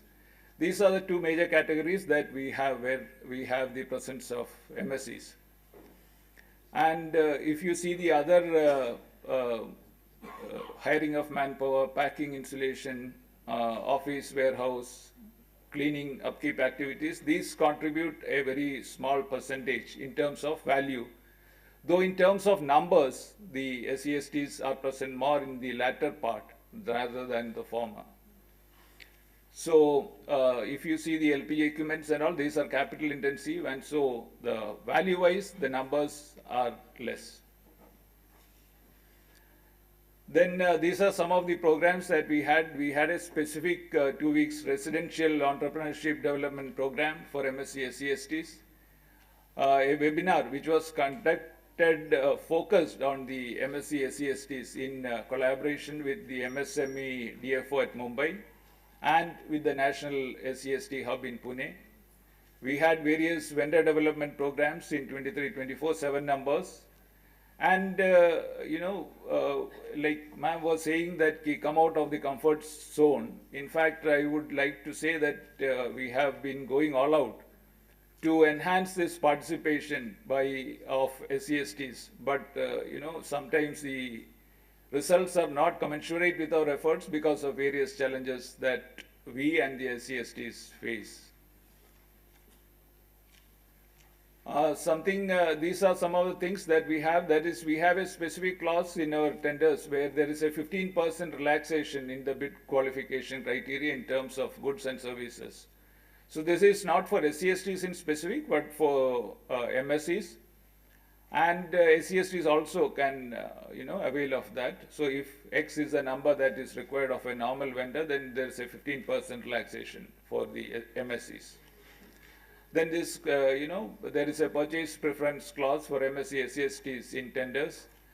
And our nodal officer is there for MSc procurement. There is a 5-year procurement plan, overall companies, which is mentioned on our website. And there is an MSc annual procurement plan also. So it gives an opportunity to MSCs to plan their investments and see where they can have an entry. So we have a very robust payment mechanism, and I think all the OMCs have that. So there's a dedicated team which works on the payments to MSCs, and we have a database. I would like to state that we have very few cases where there are delays in payments, and TReDS facility is extended to all the MSC vendors. And, many MSCs do not use a TReDS facility because they say that we are prompt paymasters, so they don't want to come and discount their bill. So that is another challenge that we are facing. If we look at the number of CSTs, the numbers have galloped over the years, but as I said in the beginning, it is not translated into the procurement value in a similar percentage because of the nature of items that the SCSTs are providing. So we'll continue our efforts in this direction and hope that we can perform better. And challenges are we have more of capital intensive goods where MSCSTs do not have a significant presence. And they provide us, various low-value services. So that is one challenge we have. And we had 2 suggestions, like we will require some policy intervention if we have to reach the target of 4% and 3% we feel. One was that, there are 368 items which are reserved for MSCs in general. So can we have some which are services which are reserved for MSc SCSTs in particular, so that, there are so many where low capital intensive services which they can provide, and that is one suggestion we have. And the second is that if there is a participation of an MSc SCST vendor or a woman vendor in that plus 15% price band, then can we allocate the 25% entirely to them. So these kind of interventions can go a long way in enhancing and reaching our target value. I think that's all I have. I have taken 5 minutes, I suppose. Thank you.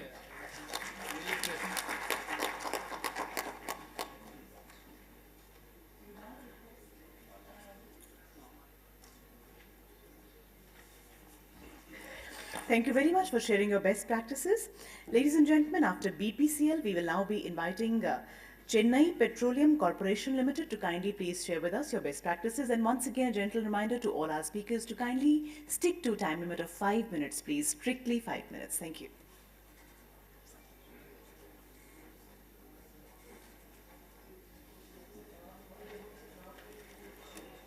Good morning to dignitaries on the dais and delegates from various CPSEs participating in this conference. I'll just give a brief about CPCL's best practices and what you've been doing.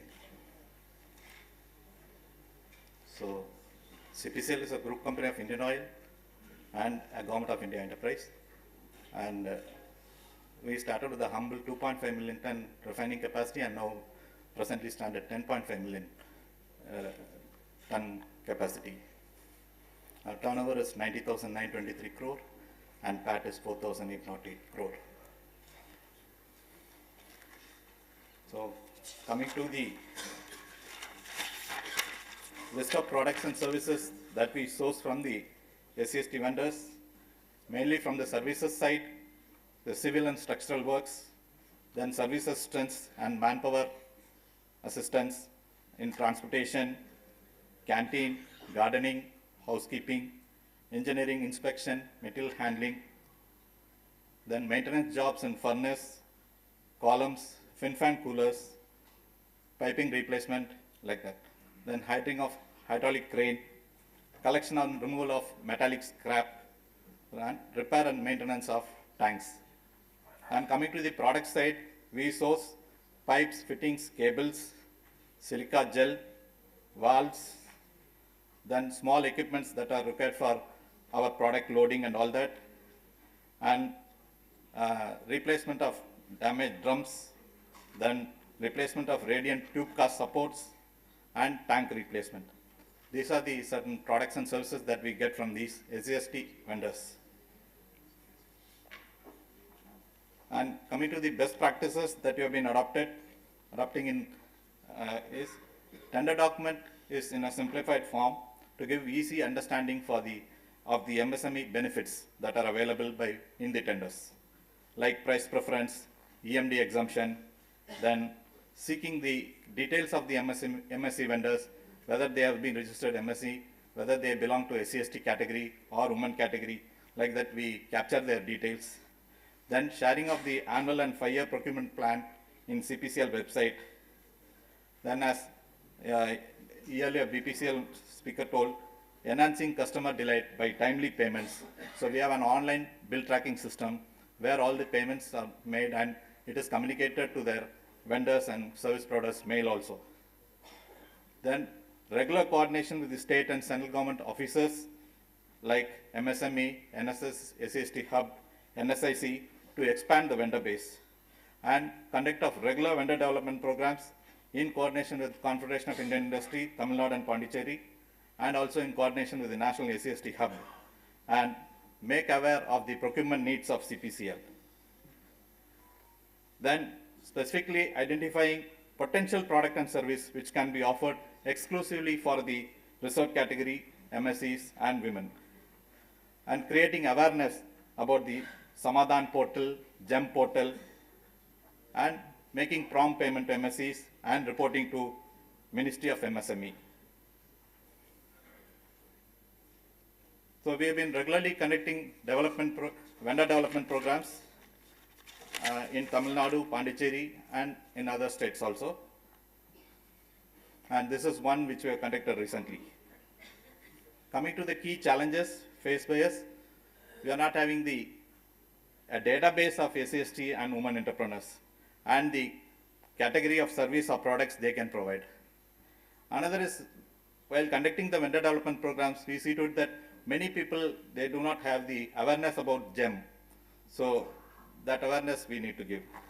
Coming to the suggestions that we have to offer, if we can get a view of the MSE details from the Udyam and GEM portal, it is a view facility if it can be extended to us so that we can know who are all the MSE reserved category vendors and what products and services they have to offer for us.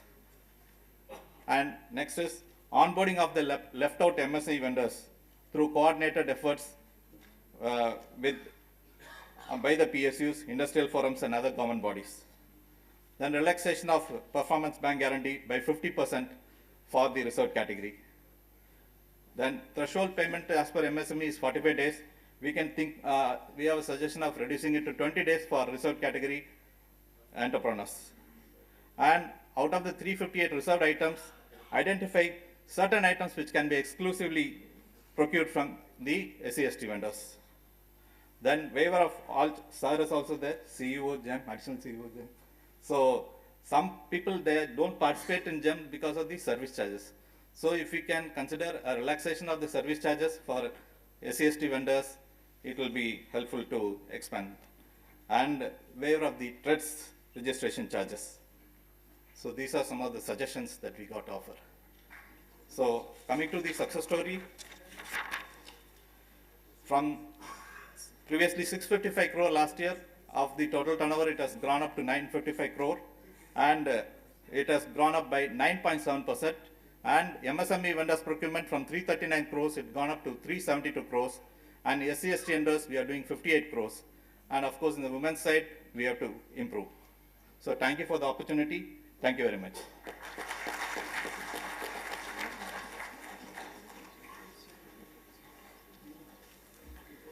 Thank you very much for sharing those best practices with all of us today. It surely gives us an opportunity to learn and cross-learn from each other. Ladies and gentlemen, now inviting Food Corporation of India for their presentation. Let's welcome them. Ladies and gentlemen, please join hands.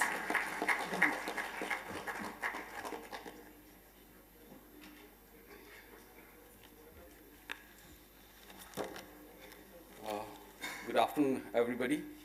First of all, I convey my apologies that Shri Ashok Yeki Meena could not be present here due to his last moment exigency. He had to rush to the Minister's office. So on behalf of him, I'll be presenting this small presentation.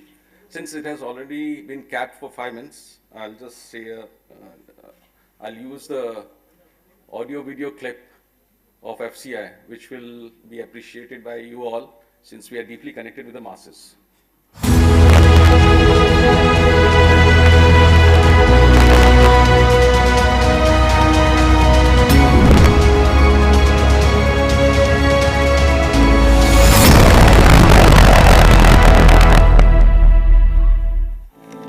आज दुनिया की 8 अरब आबादी में से करीबन 18% हिस्सा भारत में निवास करती है।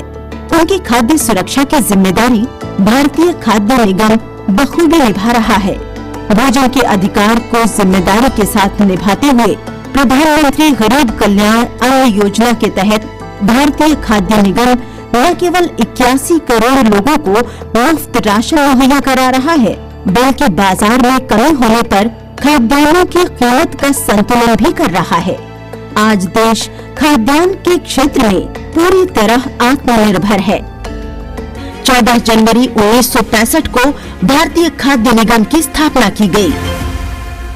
वर्तमान में केंद्रीय पूर्ण खाद्यान्नों के भंडारण के लिए करीब 761 लाख टन की कुल क्षमता के लगभग 2000 गोदाम हैं।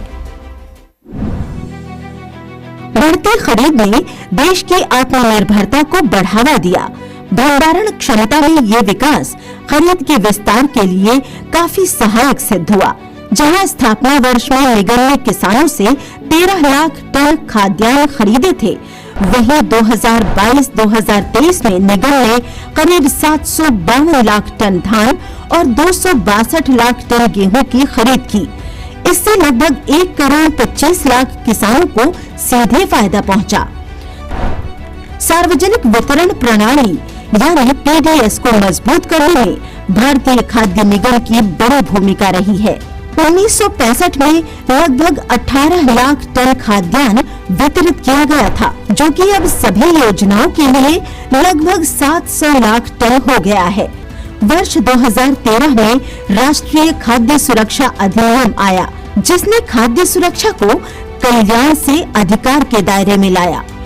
इस अधिनियम के तहत चलाई जा रही प्रधानमंत्री गरीब कल्याण अन्न योजना को निगम सफलतापूर्वक लागू करते हुए देश के 81 करोड़ लोगों की खाद्य सुरक्षा सुनिश्चित कर रहा है। आज निगम प्रतिदिन औसतन 60 रेलवे रैकों में 32 से 33 लाख बोरियों का परिचालन करता है। हाल के कोरोना महामारी का समय सबसे चुनौतीपूर्ण दौर था। इस दौरान भारतीय खाद्य निगम के कर्मियों ने अपनी जान की परवाह किए बिना हर घर दुगना राशन पहुंचाने का अभूतपूर्व कार्य किया। वास्तव में भारतीय खाद्य निगम दुनिया की न केवल सबसे बड़ी खाद्य सुरक्षा प्रणाली है, बल्कि एक सबसे प्रभावी और सक्षम खाद्य सुरक्षा प्रणाली बनने की राह पर निरंतर अग्रसर है।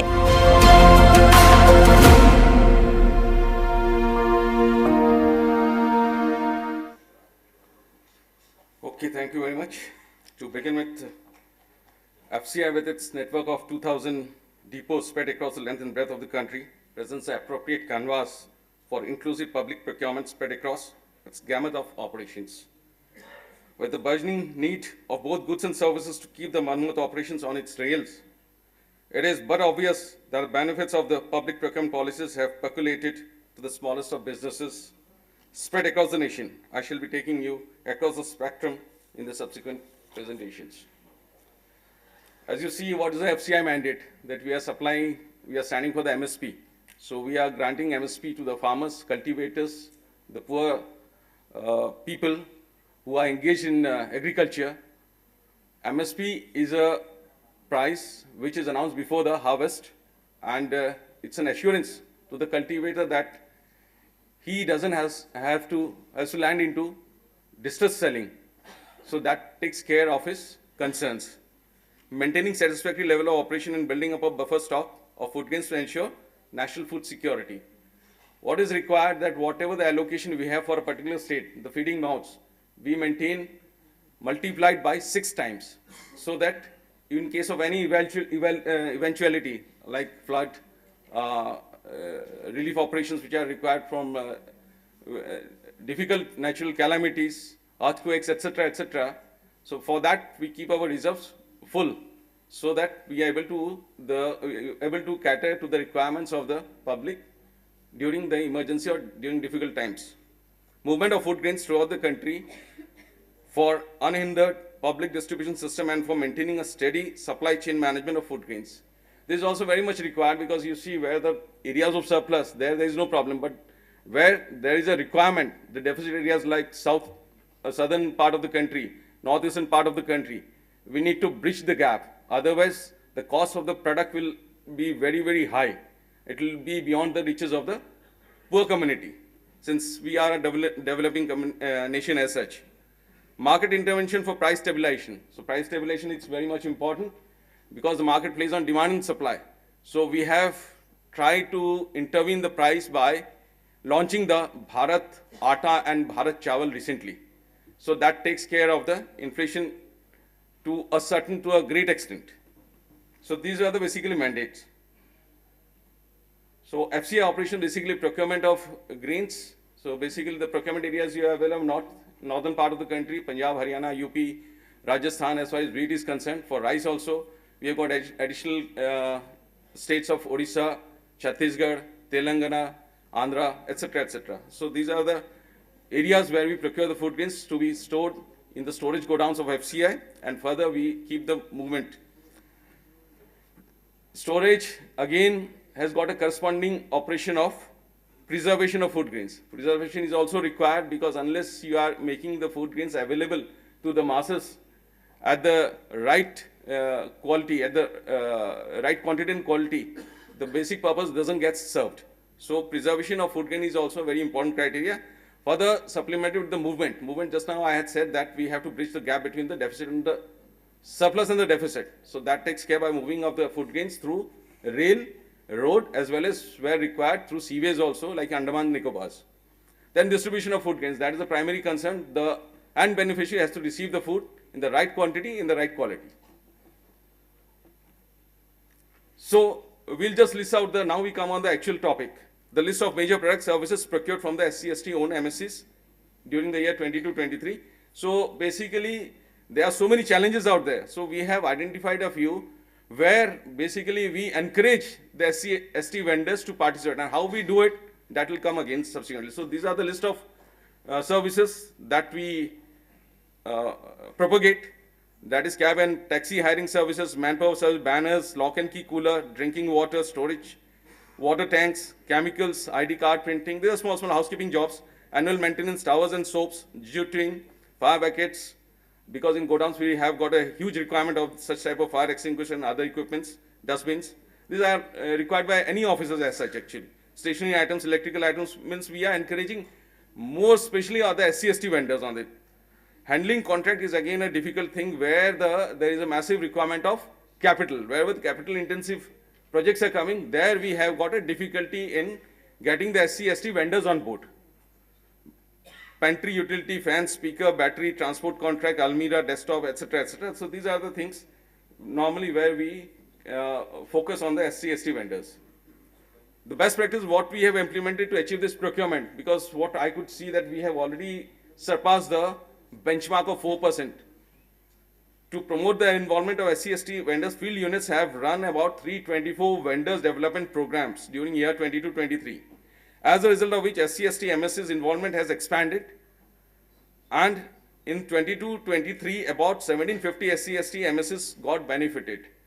So just like Madam Epau had said that what all initiatives they had taken, the same model we have also replicated.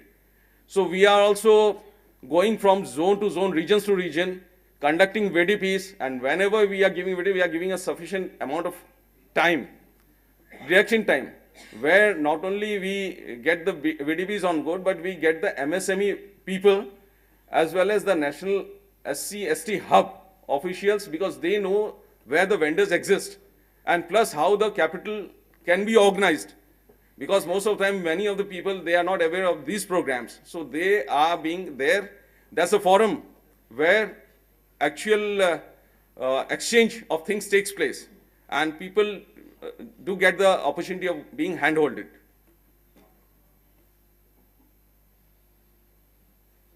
The key challenges faced in procuring this SC/ST was less availability of SC entrepreneurs in certain states.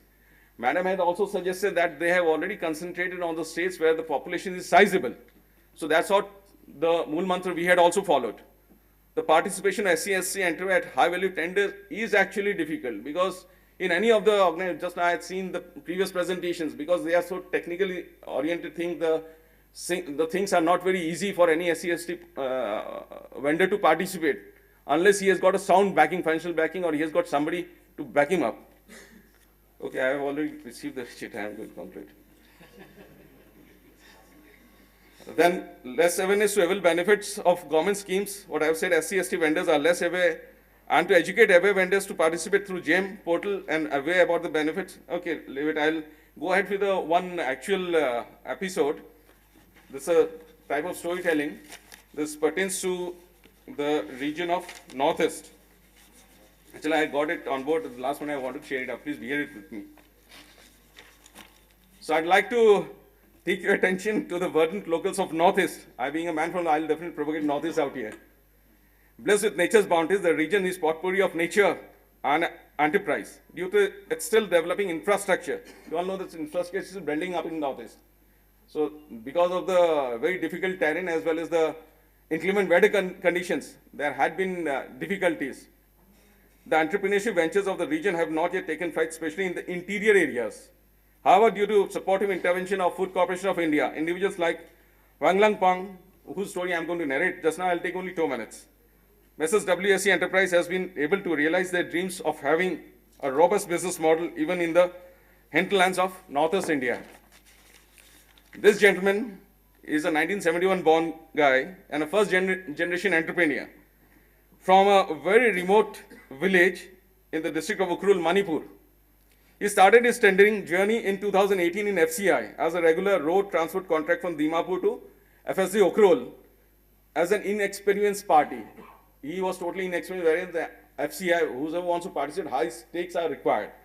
Like, for example, 2% EMD, 5% SD, and 10% in addition to the BG if he is inexperienced. So if you see, about 20 to 25% of his capital is blocked. And when you talk about the value of contract, that will go beyond 15 to 20 crores. So you can just understand the magnitude of funds required out here.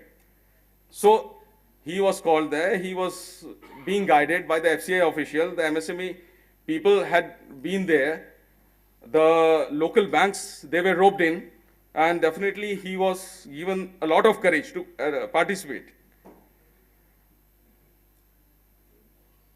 The firm was appointed as a regular road transport contract from Dimapur to FSD. This is nearly about 220 kilometers distance. And to the surprise of everyone concerned, the firm executed work value of rupees 9 crore approx. How he could do it? It was bolstered by hand-holding and support extended by the rank, FCI rank and file, and the transparency in billing and tender execution. So being funded is a very difficult thing for the vendor. So we ensured that on a weekly basis, release of funds is being done. So that's how his worries were mitigated. Messrs. WSC Enterprise got themselves reappointed as a road regular contractor from FSD Ukrul in the subsequent year also, during 2020 and 20, and that time it had got down to 5.5 CR due to the economy being hit by the COVID. Then going by the successful execution of tender, the confidence of the firm slowly upgraded to encompass many more routes. The firm was subsequently appointed as regular handling contract for FSD Fesama. Fesama is in Kohima, that is about 70 kilometers from Dimapur. Then regular road transport contract from Dimapur to FSD Bishnupur, that is again a stretch of 200 kilometers, and to Swambung also. So journey of this firm from being a first generation entrepreneur for executing multiple multi-crore road transport contracts on sensitive sectors is not only truly inspirational, but also affirms the FCI's role in playing the role of incubator in germinating viable business models even in the interior parts of the country. Okay, I'm very sorry, I had excellent time. But anyway, these were my takes out there, what FCI has been doing and how we are collaborating through the VDPs. And definitely we plan to go long ahead also. Thank you very much for bearing me. I'm very sorry again. Actually, I was told to deliver for 10 minutes.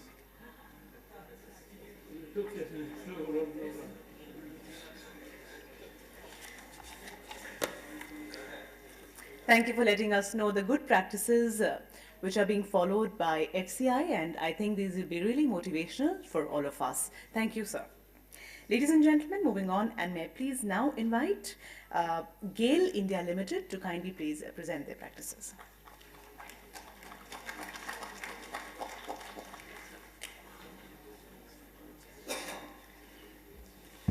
Good afternoon, everybody. I'm representing GAIL India Limited, respected dignitaries on the dais and off the dais. So quickly moving on to the presentation, because I have been given to inform that only 5 minutes are there. So the potential items and services are almost common for all CPSEs that are being hired from SC/ST entrepreneurs. So these are the few mechanical, electrical instrumentation items that we have procured in the last 3 years, not just 1 year, just 3 years. So this is items and this is services. So what the best practices that we have adopted at GAIL and what made us to sit in that area. So just highlighting that. Annual procurement plan, yes, we are uploading on the website with the details of nodal officers of each work center. So any MSC can contact these people. Then obviously payment to TReDS have been implemented across all work centers, have been onboarded with all the 3 platforms. Special VDPs we are conducting exclusively for SC/ST entrepreneurs and women entrepreneurs. And recently one we connected in our corporate office where we also invited the SC/ST hub to give a presentation on the benefits of the hub that is being provided by the hub. The USP being our tiebreaker methodology. So we have recently introduced a tiebreaker methodology in the tenders where when there's a tie between 2 MSC or a SC/ST vendor or a woman entrepreneur, so the first preference is given to an SC/ST entrepreneur, then we give the preference to the woman, then to MSC, and then we go for the annual turnover criteria. So this USP methodology that we have adopted helped us achieve that 4% mandate in FY 22-23, and we hope to continue this endeavor in this year as well. EDPs, the Entrepreneur Development Programs, yes, one we conducted with HBCL in 2017, then in 2022 at Jaipur, and ongoing, so we proudly announce that we are also having an ongoing Entrepreneur Development Program for SC/ST entrepreneurs at our Dibyapur workstation in Auraiya. So this is going to be concluded by 6th of March, and the highlights will be shared by the ministry also. Another USP that we adopted was publishing the advertisements in the local newspapers. So we are reaching out to since they are concentrated in various regions. So to reach out the SC/ST and women entrepreneurs, we are periodically publishing the details of our tender website, our corporate website, and the items in the local newspapers, not only the national dailies, but yes, the local newspapers in the local languages. The snapshots I'll be sharing in the next slide. Then we have Samiksha, another facility where the teams audit each other at the other work center to see whether the targets for these MSMEs are being met by the respective work centers as well, and overall as a GAIL as whole. So moving on to the challenges, yes, many of the challenges have been highlighted by my peer CPSEs as well. So inadequate participation by SC/ST entrepreneurs in bidding, that is there. The next issue that I would like to highlight and request as a policy level change is that the matching provision only becomes applicable जब L1 MSc नहीं होता. Majority of the tenders में हमने देखा है कि L1 MSc होता है, L2 SC/ST अगर हो भी जाए तो उससे कोई फायदा नहीं होता. So in case that comes as a preference in the policy, it will be a great help for the sellers as well as the buyers. And in many of the few cases, we observe that the social status of the entrepreneurs are not being declared in the bid, which leads to less identification of the SC/ST entrepreneurs. So way forward is that we have to request to the ministry as a forum that we should give some exclusive preferences to SC/ST and also to the women as well, even if the L1 bidder is MSc, a non-SC/ST or a woman were there. Then since I have the GEM team with me as well, so this is the request for GEM. Sir, now the majority of the tenders are being floated through GEM portal, and in the tiebreaker methodology there is a random algorithm that is being run. So why that algorithm can be designed in such a way that gives the preference to the SC/ST and women entrepreneurs in case they are L1. So, and to the hub, we can request for a centralized portal where the SC/ST vendors and women can demonstrate their products, capabilities, etc., so that we can go and identify them as a forum. And 358 items have already been earmarked for the MSME vendors. So specific items can also be earmarked for women and SC/ST entrepreneurs that can lead to a favorable chunk of procurement from the SC/ST and women entrepreneurs. So this brings me to the end of the presentation, and the success story is that yes, we were able to achieve that mandate procurement last year, and we hope to continue this even this year also. Thank you so much. Thank you.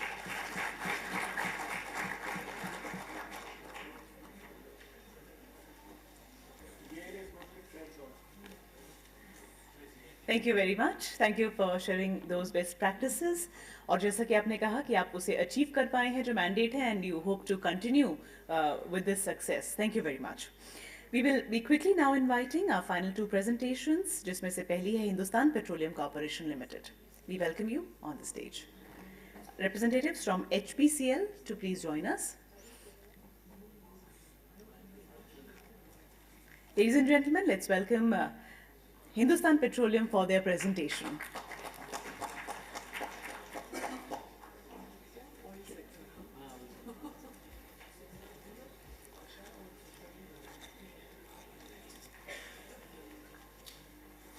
It has become very easy for me because my colleagues from GAIL, I think, and both the BPCL and the FCA has already told many things. So, very respected dignitaries over dais, my colleagues, very good morning to all of you. I'll just go through a few things which we have done in HPCL. Before going through that core subjects, because our organization actually is celebrating 50th year of our inception. So we thought that one or two slides I will just take. I will stick to 5 minutes time frame. So this is what we have completed almost 50 years. We are celebrating the 50 years of our inceptions. So from almost 1952, 1974 as HPCL, and 2019 as Maharatna. And all our business portfolios, if you see, we have 2 major refineries in Mumbai and Vashak, along with a marketing infrastructure with a sale of 43.45 MMT, with our JVs, with pipelines of 17 across this country. We deliver happiness across the country. With our supply infrastructure, if you can see, this catered to the development of this nation. From the MSE's part, which comes to the core subject of what is today, we can see that we are very happy to hear that GAIL has already achieved this 2%, the 4% already. We are also struggling on those various fronts. That's what we thought. We came over here to see the best practices, also adopted by others. In this, we have a percentage of SCST is around 2.1%, but it's almost around 190 crores what we have done. And from MSE, it is almost 38.97% of our procurement of goods and services. See, you can see that from yearly we are increasing, even though incrementally. On this procurement part, we can see that majority is basically on the goods, the transportation and the goods, LPG, CVR items, domestic pressure regulators, basically raw materials, chemicals, and on the service part, mostly it is the M&R jobs, hiring, manpower. So these are the basic things is what we do from the ACSTs. On this already I have told. One of the best practices which we have done is that, as Gail has also told, that we have pioneered a unique enterprise development programs to promote boost the procurement from MSEs. This we have done in 2015. We have done 3 programs. Out of these 3 programs, we have trained around 105 SCST entrepreneurs to become job givers. So HPCL has registered all these 105 as MSE in our own vendor list. And they're already supplying various supply of engineering goods, stationaries, and then canteen items. So these are the major items which you take from them. And we have also done, we are not stopped from there. We have also done a new programs. Very recently, we have done a review on this, on these EDPNs, what we have already developed. We have seen that to improve them, there's a capacity improvement is required, capacity expansion is required. We are making efforts to do that. And we are hand-holding them to see that they code for our major jobs, code for at least limited areas, code for those jobs, so that we achieve the target of 4%. And we are also planning a new EDP program from July, August this year to train another 35 members in this. And we are also partnering with the professionals on this. The special drives also we are done along with this enterprise development programs, that is the onboarding of SCST women vendors who are registered with other PSUs. So this is an important area which I feel all our PSUs should see, that we should collaborate, collate all our SCST vendors so we see that all of us come to that 4%, rather than individually seeing that only few CPSEs targets that. And there is a special vendor development program we are done for SCST in coordination with the National SCST Hub. This we are done both in Chennai and in Hyderabad, where we were able to get at least 35 numbers of new vendors over there. And the key challenges, as it became easy for me, most of my colleagues are already told, where the numbers are very few. Manufacturing unit is a problem for most of the people, because most of the SCSTs are traders. So they don't get that benefits. So this is one area where I think ministry itself can see that for some time the traders can be allowed to take that advantage for the SCST part, maybe up to that 4%. Then another thing what we have understood it from our interaction with the new EDP vendors is that they understand the procurement platform, the understanding of those procurement platforms are limited. Then they also have very inadequate support system and access to credit. Even though government has a lot of programs, but that dissemination of that information to them is very important. And what are the proposed solutions? As few of my colleagues are already told, a centralized portal is a must thing. I think we all should milk that centralized portals. Then maybe as one of my GAIL colleagues also told, they should be given the first rate of refusals. So that at least up to the 4% when we are targeting that 4%, up to that 4% we should have that right of refusals. Then allowing SC/ST at par with manufacturers, just that I told already, because most of them are traders, they're not getting that benefit of that manufacturers.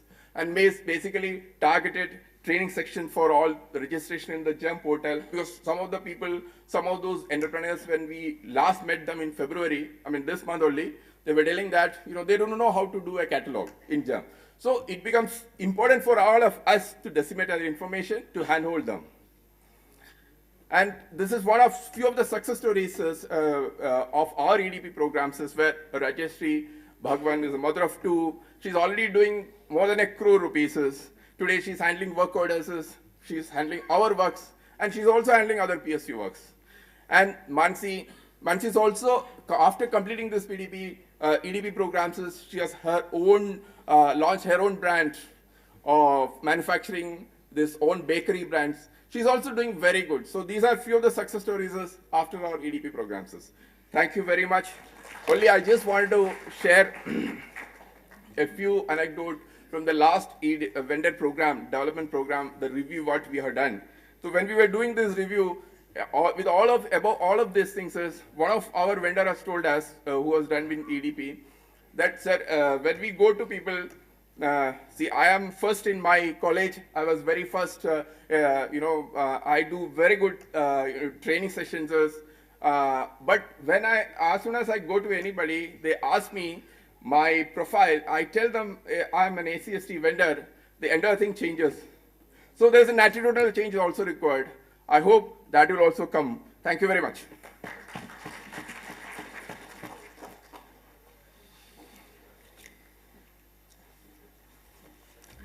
Thank you very much for sharing those motivating stories with all of us, which are really inspiring for us all. Thank you. And for the final sharing of best practices, may I please invite Indian Oil Corporation Limited.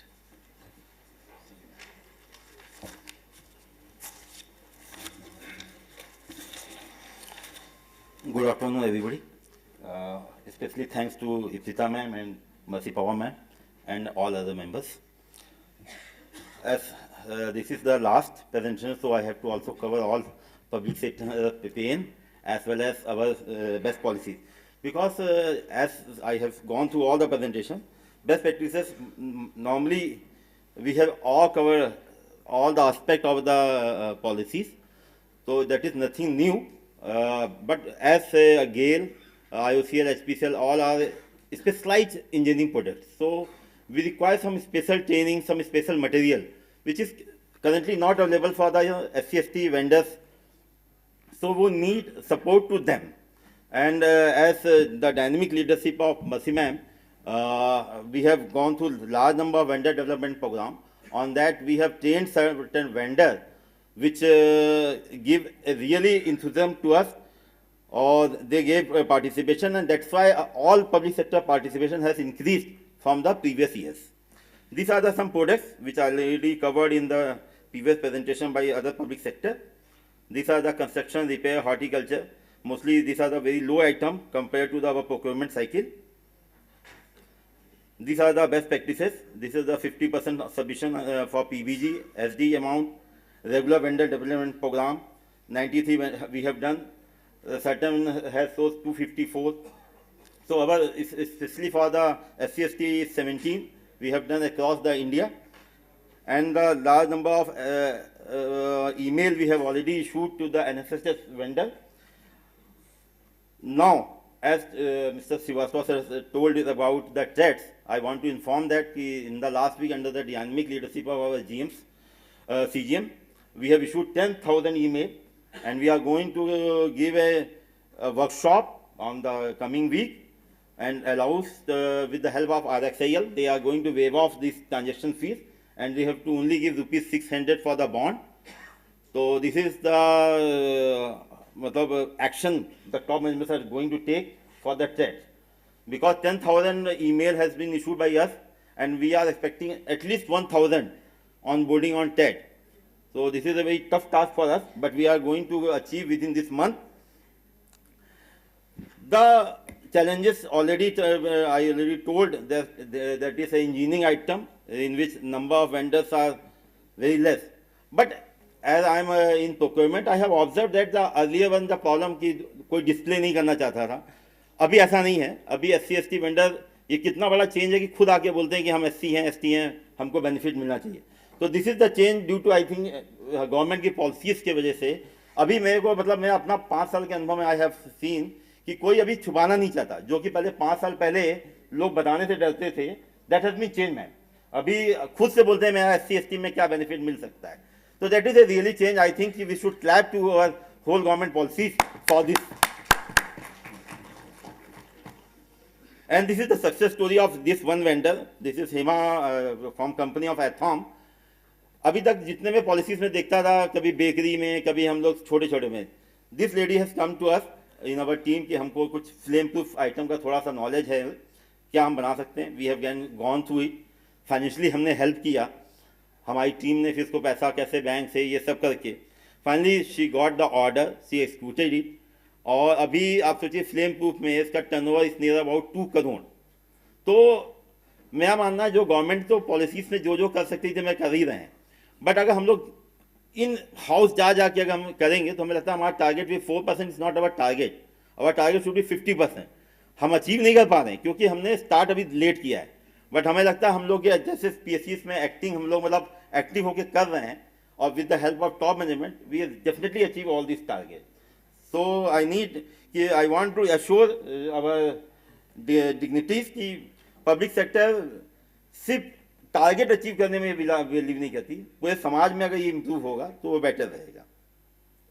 This are the some VDPs in which Mercy ma'am itself आई थी, ma'am आई थी, herself आई थी, उन्होंने काफ़ी support किया, तो उससे हम लोग काफ़ी वो रहा. और अंत में हम ये कहना चाहते हैं मैम को कि आपकी पॉलिसीज़ में जो इम्प्रूवमेंट हो सकता है होगा ma'am, but as a public sector we are committed to achieve the target, beyond the target, and as working hard. जैसे टेट अभी जेट आज हमने जेट का पता किया, तो टेट हम करेंगे, उसके बाद जेट पे भी हमारा फोकस रहेगा कि क्वालिटी में भी इम्प्रूवमेंट आना चाहिए. जैसे जैसे क्वालिटी इम्प्रूव होगी हमने लगता है हम लोग के आप टारगेट मीट हो जाएंगे. Thank you everybody.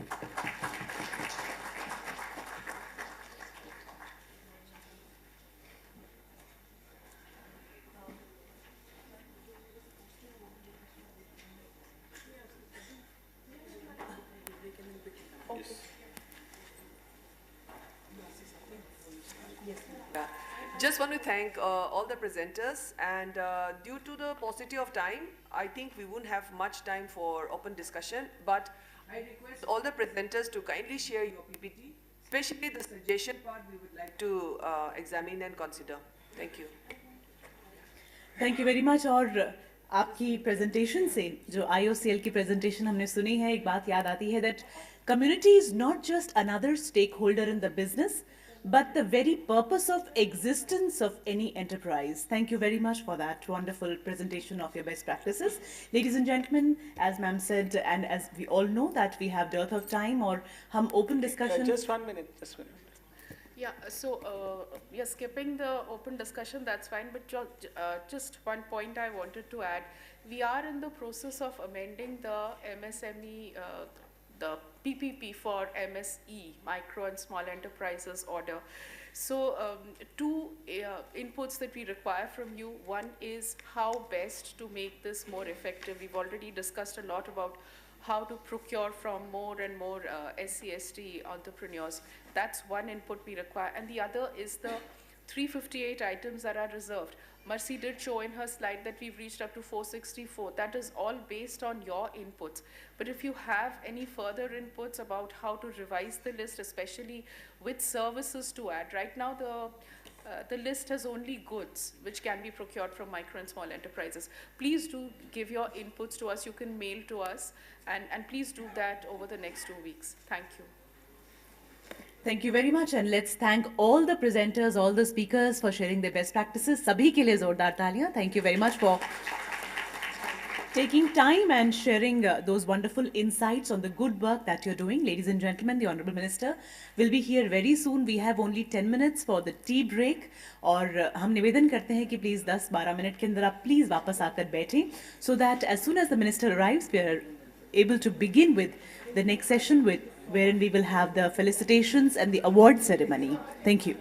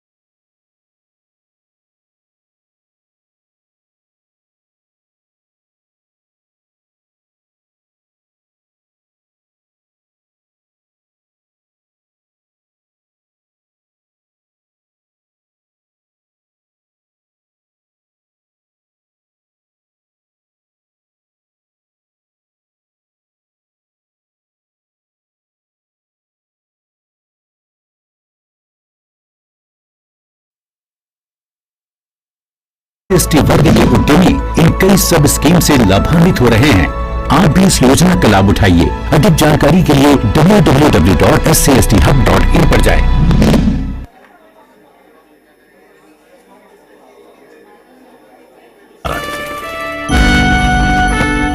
जहां हमारे कारीगर और शिल्पकार अपने हाथ के कौशल, उत्साह और समर्पण द्वारा पीढ़ियों से हर भारतवासी के जीवन की रीतियों और संस्कृति का हिस्सा रहे हैं। भावनात्मक रूप से अपने पेशे से जुड़े हुए गुरु और शिष्य की अद्भुत परंपरा के प्रतीक इन कारीगरों और शिल्पकारों की आकांक्षाएं इनके हाथों के हुनर की तरह सदियों से इनकी मुट्ठी में ही कैद रहती थी। पेशेवर प्रशिक्षण और आधुनिक औजारों की कमी, निवेश के लिए पूंजी तथा बाजार से दूरी समेत उन्हें कई चुनौतियों का सामना करना पड़ता था। लेकिन अमृत काल में प्रधानमंत्री श्री नरेंद्र मोदी जी के संवेदनशील नेतृत्व में भारत सरकार ने देश के करोड़ों कारीगर भाई बहनों के जीवन में सम्मान, सामर्थ्य और समृद्धि लाने के लिए पीएम विश्वकर्मा योजना शुरू की है। भगवान विश्वकर्मा के आशीर्वाद से आज प्रधानमंत्री विश्वकर्मा योजना का आरंभ हो रहा है। हाथ के हुनर से, औजारों से परंपरागत रूप से काम करने वाले लाखों परिवारों के लिए पीएम विश्वकर्मा योजना उम्मीद की एक नई किरण बनकर आ रही है। इसलिए ये योजना विश्वकर्मा साथियों को आधुनिक युग में ले जाने का प्रयास है, उनका सामर्थ्य बढ़ाने का प्रयास है। पीएम विश्वकर्मा योजना से जुड़कर हमारे सभी विश्वकर्मा भाई बहन उन्नति की नई ऊंचाई छू पाएंगे।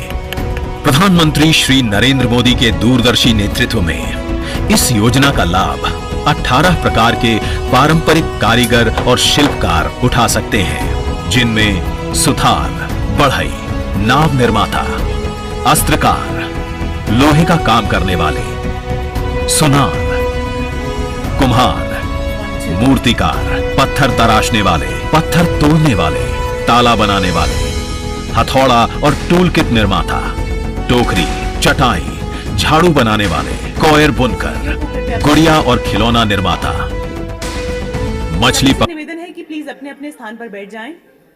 जितने लोग भी खड़े हुए हैं प्लीज बैठ जाएं। Ladies and gentleman, we request everyone to kindly take your seats please, and specially our delegates who have joined us recently, may I please humbly request you to put your mobiles on the silent mode to maintain the sanctity of the award ceremony. The felicitation ceremony, as we may call it, is about to begin shortly as soon as our chief guest, the honorable minister, arrives.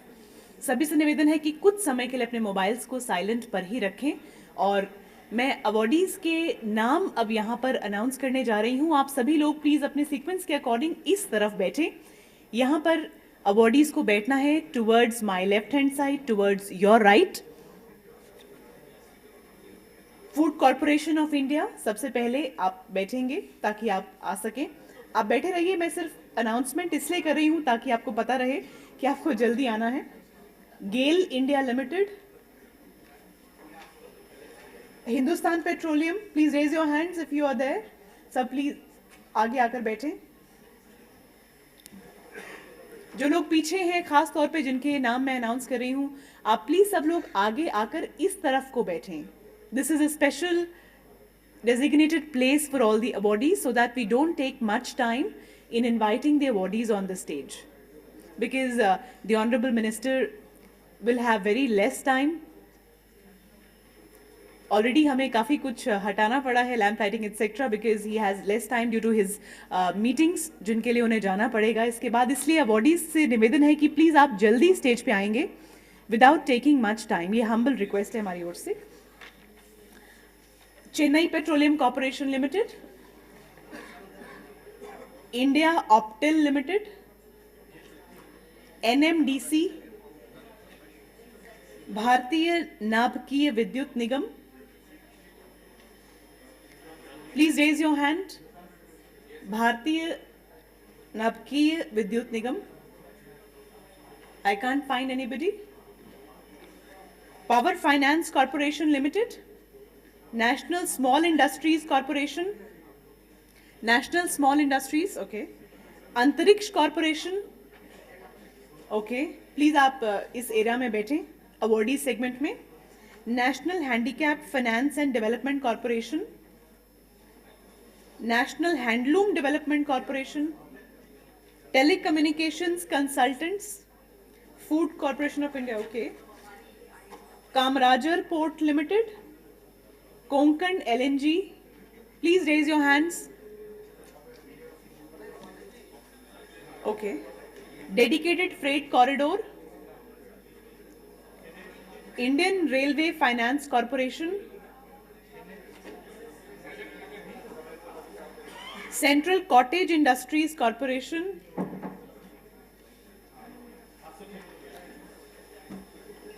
EDCIL,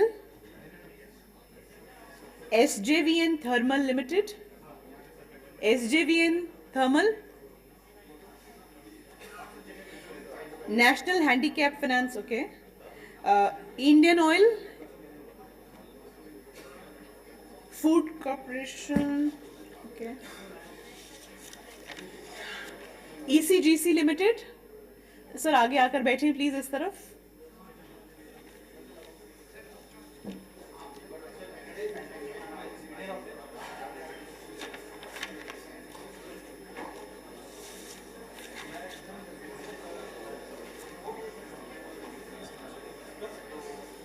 सभी awardees से निवेदन है कि please आप ऐसे जगह बैठें इस तरफ को कि आप जल्दी से आ पाएं.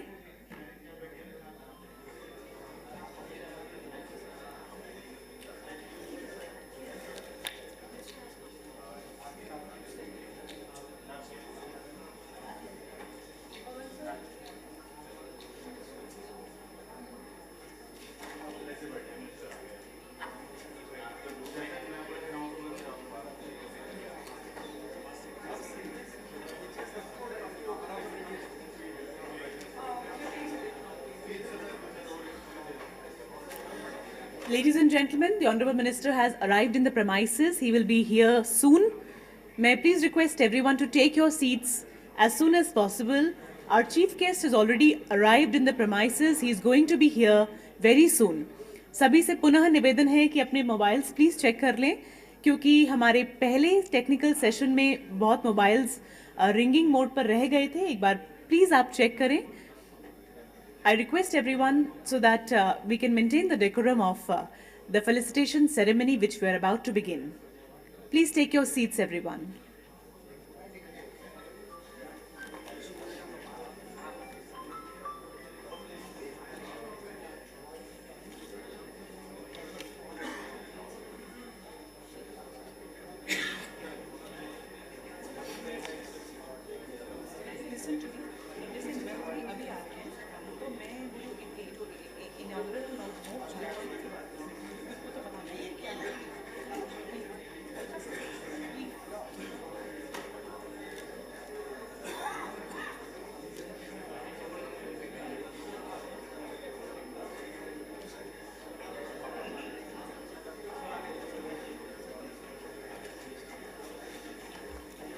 Ladies and gentlemen, announcing the arrival of our chief guest, Shri Narayan Rane ji, Honorable Minister of MSME, जोरदार तालियों के साथ अभिनंदन. Shri Bhanu Pratap Singh Verma ji, the Honorable Minister of State of MSME. We welcome Shri SCL Das ji, Secretary, Ministry of MSME. तालियां रुकनी नहीं चाहिए. Shri Amardeep Singh Chaudhary ji, Principal Advisor, DPE. Dr. Ishita Ganguly Tripathi, Additional Development Commissioner, Ministry of MSME, and Ms. Mercy Epau, Joint Secretary, Ministry of MSME. Please join hands in welcoming all our dignitaries today.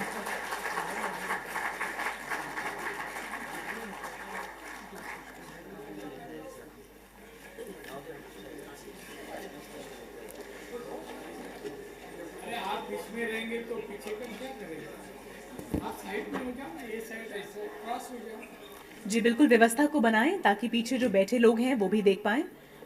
Photographers से निवेदन है कि व्यवस्था को थोड़ा सुचारू रूप से चलाने में हमारी मदद करें.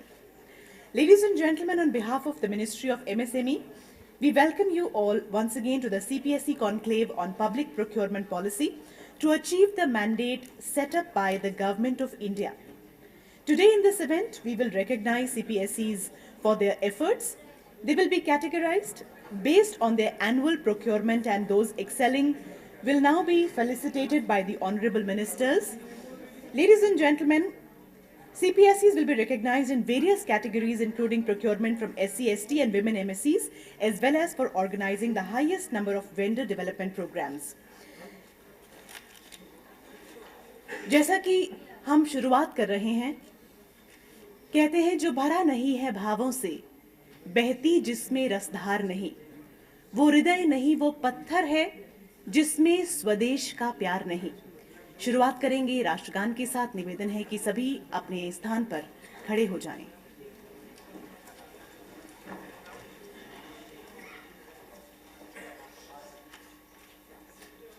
जन गण मन अधिनायक जय हे भारत भाग्य विधाता, पंजाब सिंध गुजरात मराठा द्राविड़ उत्कल बंगा, विंध्य हिमाचल यमुना गंगा उच्चल जलधि तरंगा, तव शुभ नामे जागे, तव शुभ आशीष मांगे, गाहे तव जय गाथा।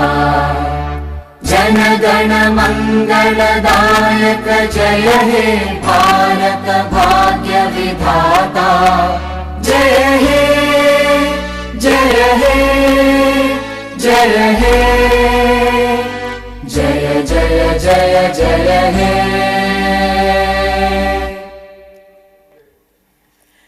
देश सर्वोपरि, राष्ट्र सर्वोपरि। हमारे देश में परंपरा है अतिथियों का स्वागत सत्कार करना, हमने सदा से परम धर्म माना है। तो आइए अब हम विधिवत रूप से स्वागत करते हैं मंचासीन हमारे अतिथियों का। मैं सबसे पहले निवेदन करना चाहूंगी डॉक्टर इशिता गांगुली त्रिपाठी जी से कि हमारे माननीय मंत्री जी का अभिनंदन करें। Shri Narayan Rane ji, the honourable union minister for MSME। Ladies and gentleman, according a green welcome to our honorable chief guest for the day.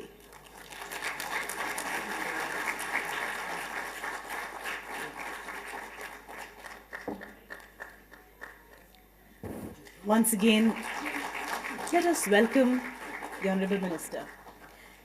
May I now request Ms. Mercy Pao to please welcome our guest of honor, Shri Bhanu Pratap Singh Verma ji, the honorable Minister of State for MSME. According a green welcome, plants are a source of life.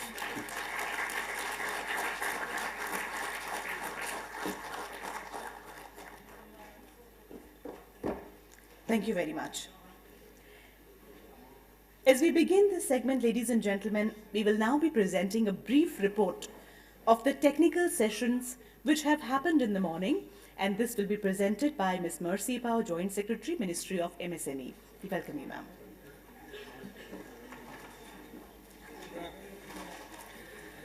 Namaskar, sir, and thank you very much for coming. I know you are very busy, but thank you to our Honorable Minister, Mr. Rane sir, and also MOS to be our guest today. Sir, I just want to give you a very brief report on what we discussed during the technical session in the morning. We started at 10. Today we are represented by more than 100 CPSEs, and more than 160 officers from all these 100 CPSEs are present. And in the morning we had presentation from GEM, we had presentation from TReDS, we had presentation from National SC/ST Hub Scheme, and also some of the and also from procurement. So it was a very good time. We also share the awareness of how the government is trying to help the MSMEs, especially MSCs, especially for women and SCs and STs. And we also had presentation from 5 best performing CPSEs, And in their report, we also got a lot of good suggestions how we can replicate those good practices. And so we are collecting those things, and we'll also see how we can also replicate to other CPSEs. And from the GEMS, we were told that as on now, women के लिए तो 6.19% में है procurement, and SC/ST, of course, it's only at 1.04. But various steps that GEM has taken was very enlightening, and we were told how best we can also enroll the MSMEs, MSCs from SCs and STs and women on the GEM portal. We also had TReDS presentation, how TReDS can solve the cash flow and also curtail the payment problem. Some good suggestions have come also from the TReDS. We also had presentation from the Public Procurement Policy by Madam Rukmani, and we also had a very detailed presentation from the Z certification. And that was very helpful because as the CPSEs get to know what Z is all about and spread to the MSEs, then they can also improve on their quality and also improve the supply chain. So these are some of the very important technical sessions that we had covering these 4 or 5 verticals. And beautiful success stories from 6 CPSEs was also very helpful. And so, sir, it's a very good time because today we had the 3rd CPSE Conclave, and we hope that CPSEs, Government of India, particularly Ministry of MSMEs, we will work hand in hand to help our MSCs, ST and SC, and women particularly, to not only reach the minimum requirement that is 3% and 4%, but also go beyond that. And I congratulate some of the MSMEs, the CPSEs who have done much better than that. So thank you, sir. Thank you, everyone. And with this, I would like to also stop my presentation for the first technical session. Thank you.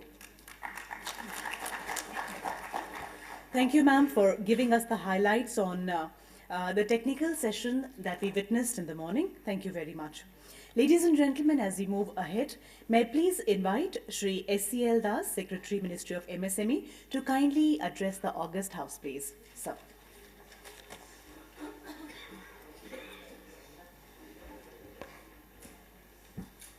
Namaskar and a warm welcome to all of you. Honorable Minister of MSME, Narayan Rane sir, Honorable Minister of State of MSME, Bhanu Pratap Verma ji sir, Principal Economic Advisor of Department of Public Enterprises, my colleagues from the Ministry, most esteemed directors of Central Public Sector Enterprises, and senior officers from CPSEs. A very good afternoon to all of you and a very warm welcome. I especially welcome our Honorable Minister, who has been the driving force behind these CPSE conclaves, which we have been holding successively. And he, along with the Honorable Minister of State, they have been very strong votaries of this particular policy, public procurement policy, which primarily entails the CPSEs. So I extend a very special welcome to Honorable Union Minister and Honorable Minister of State. I extend a warm welcome to the Principal Economic Advisor from Department of Public Enterprises, clearly the most important stakeholder ministry, sister ministry department for us. And most importantly, I welcome all the esteemed directors of CPSEs who are the principal implementers of this policy. So colleagues, this is an event which is quite important for us for the single reason that in the MSME sector, after the formalization and credit policy, which is the most important policy direction, this is perhaps the single most important policy arm of the central government after the formalization and credit policy instruments. And that is because it is so very crucial, your role, the role of CPSEs, today is not about the ministry or the MSMEs as much as it is about the CPSEs. So I'm here only to underscore one point, and let me start by first of all complimenting the CPSEs, because they as an ecosystem together, they have really contributed very significantly to the public procurement in terms of sourcing from MSMEs, and we are today well above the norms. And all the departmental parliamentary committees, they have openly acknowledge this consistently. So entire credit goes to you and your efforts in terms of focus, in terms of vendor development programs which you have done, and the efforts which you have individually and collectively made. So our thanks to you for maintaining these norms well above the minimum level. Nevertheless, there are areas for improvement, and I'm sure today's sessions in the morning have served to underscore some of those areas, and namely the scheduled caste, scheduled tribe empowerment in terms of achieving their mandated procurement. That remains to be an area where we need to significantly improve, and equally on the procurement from women-headed MSMEs. So these two are the areas where, given your track record in the overall aggregate sector, I would certainly, we have high hopes that CPSEs will continue to really exert themselves in terms of a more focused manner, in terms of reaching out to, building their capacity and reaching out to SCs, STs on the one hand, and women entrepreneurs on the other, so that I'm sure in the next 2 to 3 years' time, we, along with DP, I'm sure we'll together hope to not only achieve but surpass the 4% and 3% respective norms for that. And this is an area which our parliamentary committees have also been insisting upon. So I take this opportunity today, while complimenting you on the one hand for the efforts and the contribution you have made to public procurement from MSMEs, to also call upon you to continue these efforts in a more directed and focused manner to also achieve this in the segments of the SC, ST and women. And I will also congratulate all the performers, the good performers who are going to be recognized for their good performance, those CPSEs, and call upon the other CPSEs also to set gold standards for others. And finally, let me tell you, today is basically it is for CPSEs and MSMEs, the importance, it's a mutually reinforcing equation. Let me clearly underline that. And we, along with the Department of Public Enterprises, both of us believe that it is something which is very mutually reinforcing. And the reason is that CPSEs, as the entire government knows, they have today a very vital role to play in the overall national economy. We are not talking of MSMEs, we are talking of the national economy, where we have an ambitious goal set by the Honorable Prime Minister. So CPSEs clearly have a very vital role in taking the national economy in the right trajectory and to the right level. However, such a national economy, to be achievable in terms of the level and the pace of growth, will crucially rely, this is a fact we must all understand, while CPSEs will continue to hold the commanding heights of economy to take us towards the goals of national economy, this goal can be achieved if the foundation is right, foundation is robust, and one of the important elements of that foundation happens to be MSME. So your connect with MSME is not only through the public procurement policy, but in a more fundamental sense, in terms of the corporate goals which we will pursue for the national economy, you've got to take care of the MSMEs, because it is a win-win. In doing so, you accelerate the contribution to GDP, you accelerate the contribution to the exports, and equally important, you improve your own value chain, you improve your own supply chain, supply management. By investing in capacity of MSMEs, you get more value for money. So purchasing from MSMEs should not be seen as a kind of a formal requirement. It should be seen as a functional, desirable thing.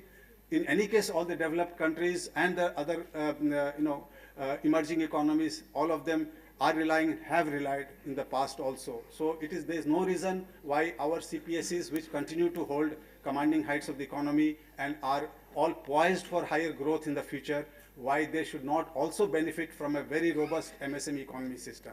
So essentially, the larger agenda is that by really developing capacity of MSMEs, you are actually contributing in a much better way, foundationally in a much better way to the national economy, and improving your own supply chain management system.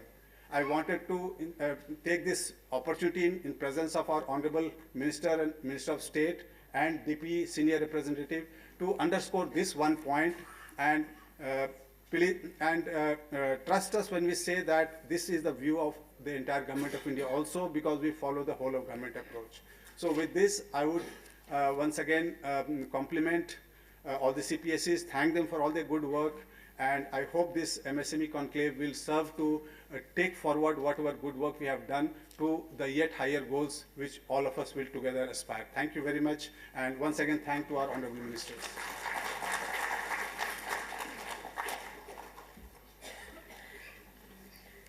As you said, CPSEs have a crucial role in taking the economy in the right direction and hoping to not only achieve the mandate but also surpass it in the times to come. Thank you very much, sir, for addressing us today. Ladies and gentlemen, we have arrived at a very, very important segment wherein we will be now felicitating the best performing CPSEs, and this will be done by none other than by our chief guest and the guest of honor. Let us now recognize the efforts put in by the organizations in fulfilling the mandate under Public Procurement Policy.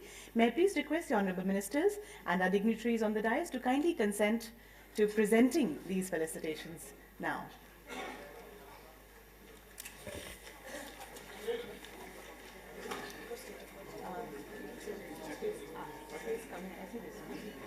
I think it is right कि सभी लोग सामने से आएंगे. I think this is the best thing.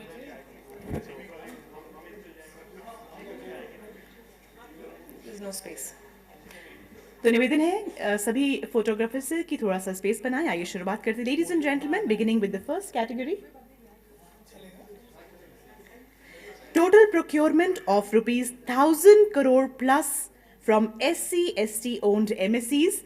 We have the order of the highest, second highest, and the third highest. Ladies and gentlemen, the highest is in the name of Food Corporation of India. Zordar Taliyan.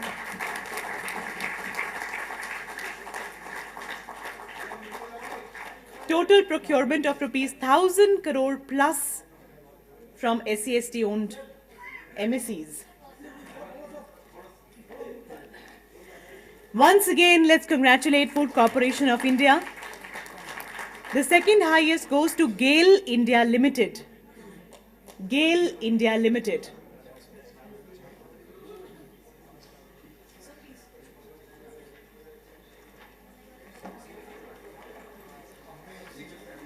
Congratulations to GAIL India Limited. Certificate of Appreciation as it reads.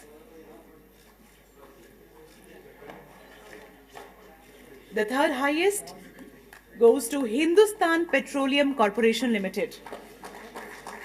जोरदार तालियां HPCL के लिए भी.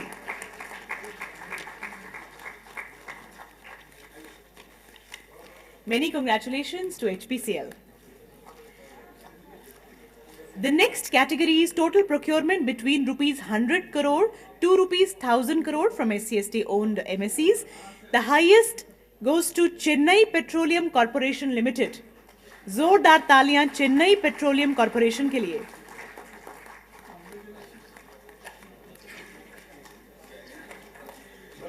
Once again, please join hands in felicitating, appreciating, acknowledging Chennai Petroleum Corporation's good work. The second highest goes to India Optel Limited. India Optel के लिए भी जोरदार तालियां. बहुत बहुत शुभकामनाएं, बहुत बहुत बधाई. The third highest goes to NMDC Limited. Ladies and gentlemen, let's congratulate NMDC Limited. Certificate of Appreciation from the Honorable Ministers. The next category is total procurement between rupees 10 crore to rupees 100 crore from SC/ST owned MSEs. सबसे पहला नाम है भारतीय नाभिकीय विद्युत निगम limited.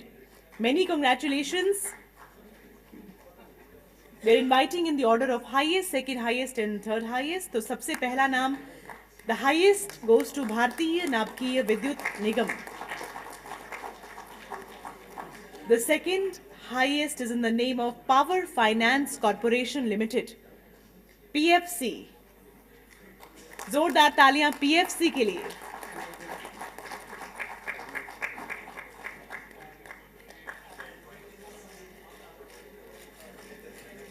Ladies and gentlemen, the third highest goes to National Small Industries Corporation Limited. Can we have a louder applause for everyone? सभी के लिए। The next category is total procurement between rupees 1 crore to 10 crore from the SC/ST owned MSEs. The highest goes to Antariksh Corporation Limited. Many congratulations to Antariksh. Total procurement between 1 crore to 10 crore. The second highest goes to National Handicap Finance and Development Corporation. बहुत बहुत बधाई national handicapped finance and development corporation, जोरदार तालियां।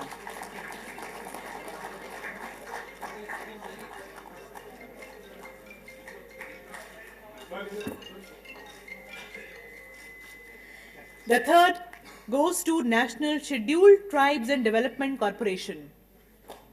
जोरदार तालियां national scheduled tribes and development corporation के लिए, acknowledging the good work put in by CPSEs, which is motivating for all of us. Ladies and gentlemen, the next category is total procurement of rupees 1000 crore plus from women-owned MSEs. The highest goes to National Handloom Development Corporation Limited. जोरदार तालियां national handloom development corporation के लिए।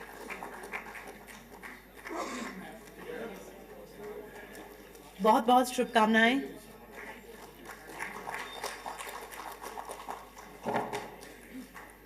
The second goes to Telecommunications Consultants India Limited. जोरदार तालियां, the second highest in total procurement of rupees 1000 crore plus from women-owned MSEs. Third goes to Food Corporation of India. जोरदार तालियां FCI के लिए फिर से।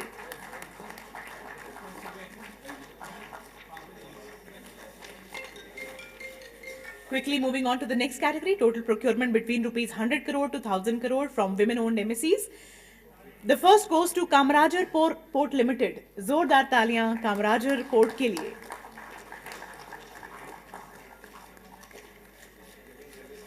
The second highest, Konkan LNG Limited. Many congratulations to Konkan LNG Limited. And third goes to Dedicated Freight Corridor Corporation of India Limited. जोरदार तालियां DFCCIL. The next category is total procurement between 10 crore to 100 crore from women-owned MSEs. The highest goes to Indian Railway Finance Corporation Limited. Let's congratulate Indian Railway Finance Corporation.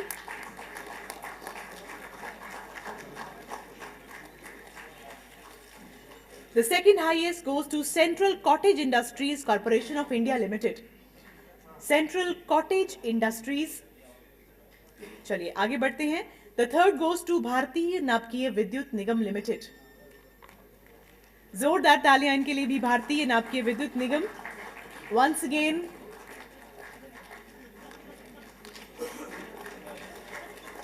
congratulations. Total procurement between rupees 1 crore to 10 crore from women-owned MSEs. The highest goes to EDCIL India Limited. बहुत बहुत शुभकामनाएं EDCIL. Ladies and gentlemen, let's have a louder applause for all the winners.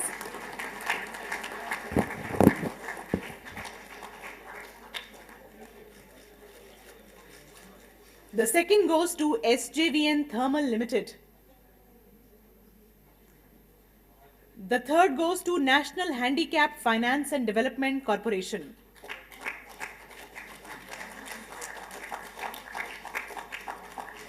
बहुत बहुत शुभकामनाएं, बहुत बहुत बधाई. Ladies and gentlemen, we will now have the winners of highest procurement in terms of value from SC/ST owned MSEs. The winners are Indian Oil Corporation, IOCL को बहुत बहुत बधाई.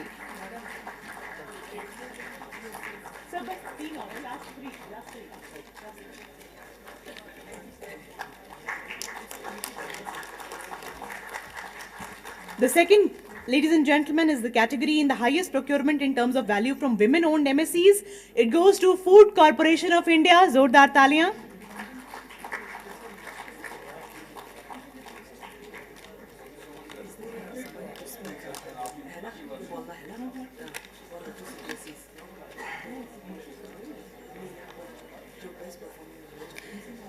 For vendor development program, the award goes to, ladies and gentlemen, once again, Food Corporation of India, पुनः vendor development program के लिए भी जोरदार तालियां. FCI को बहुत सारे आज पुरस्कार मिले हैं, बहुत एप्रिसिएशन मिली है. जोरदार तालियां FCI को.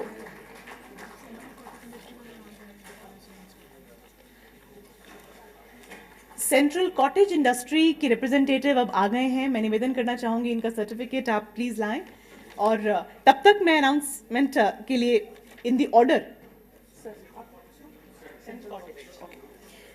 सेंट्रल कॉटेज इंडस्ट्रीज का एप्रिसिएशन सर्टिफिकेट अब हम उन्हें प्रेजेंट करेंगे, और finally national small industries corporation limited को आमंत्रित करेंगे. वेंडर डेवलपमेंट प्रोग्राम में FCI के बाद अगला नाम है second highest, national small industries corporation. जोरदार तालियां इनके लिए. And the final one, the third highest, goes to ECGC Limited. Many congratulations to ECGC Limited.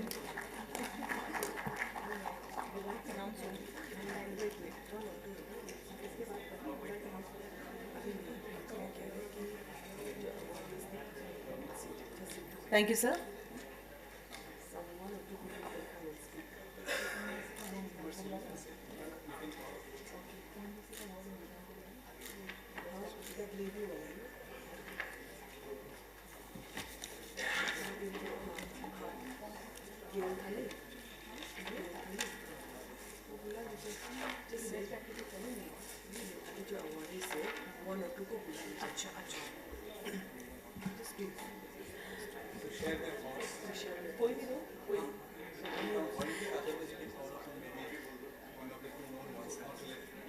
Ladies and gentlemen, I think it is right, as also advised by the Honorable Minister, कि कोई भी दो लोग अपना experience share करें, जितने भी हमारे awardees हैं. I think it will be right to know their experience in this scene. Welcome, ma'am.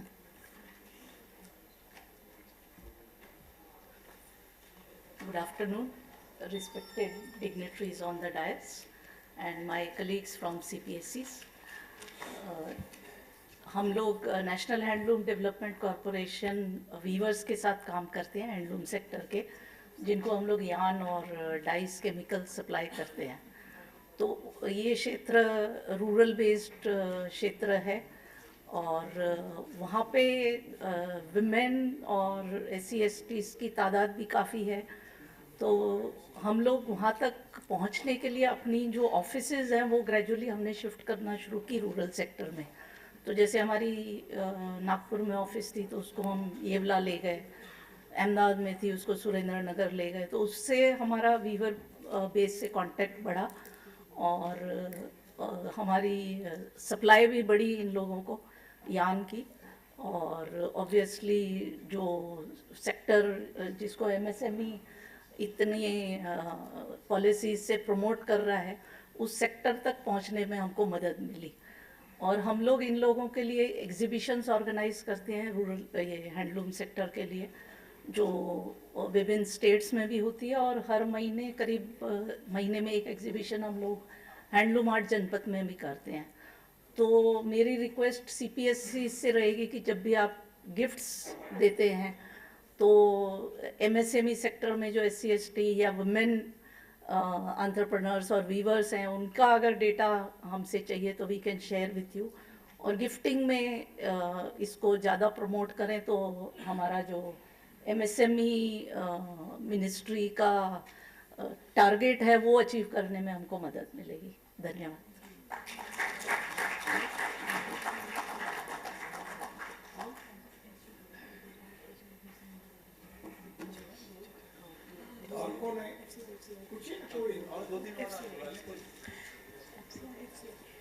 तो FCI को बहुत सारे यहाँ पर एप्रिसिएशन मिले हैं, तो उन्हीं को आमंत्रित करते हैं. जोरदार तालियां. Food corporation of India.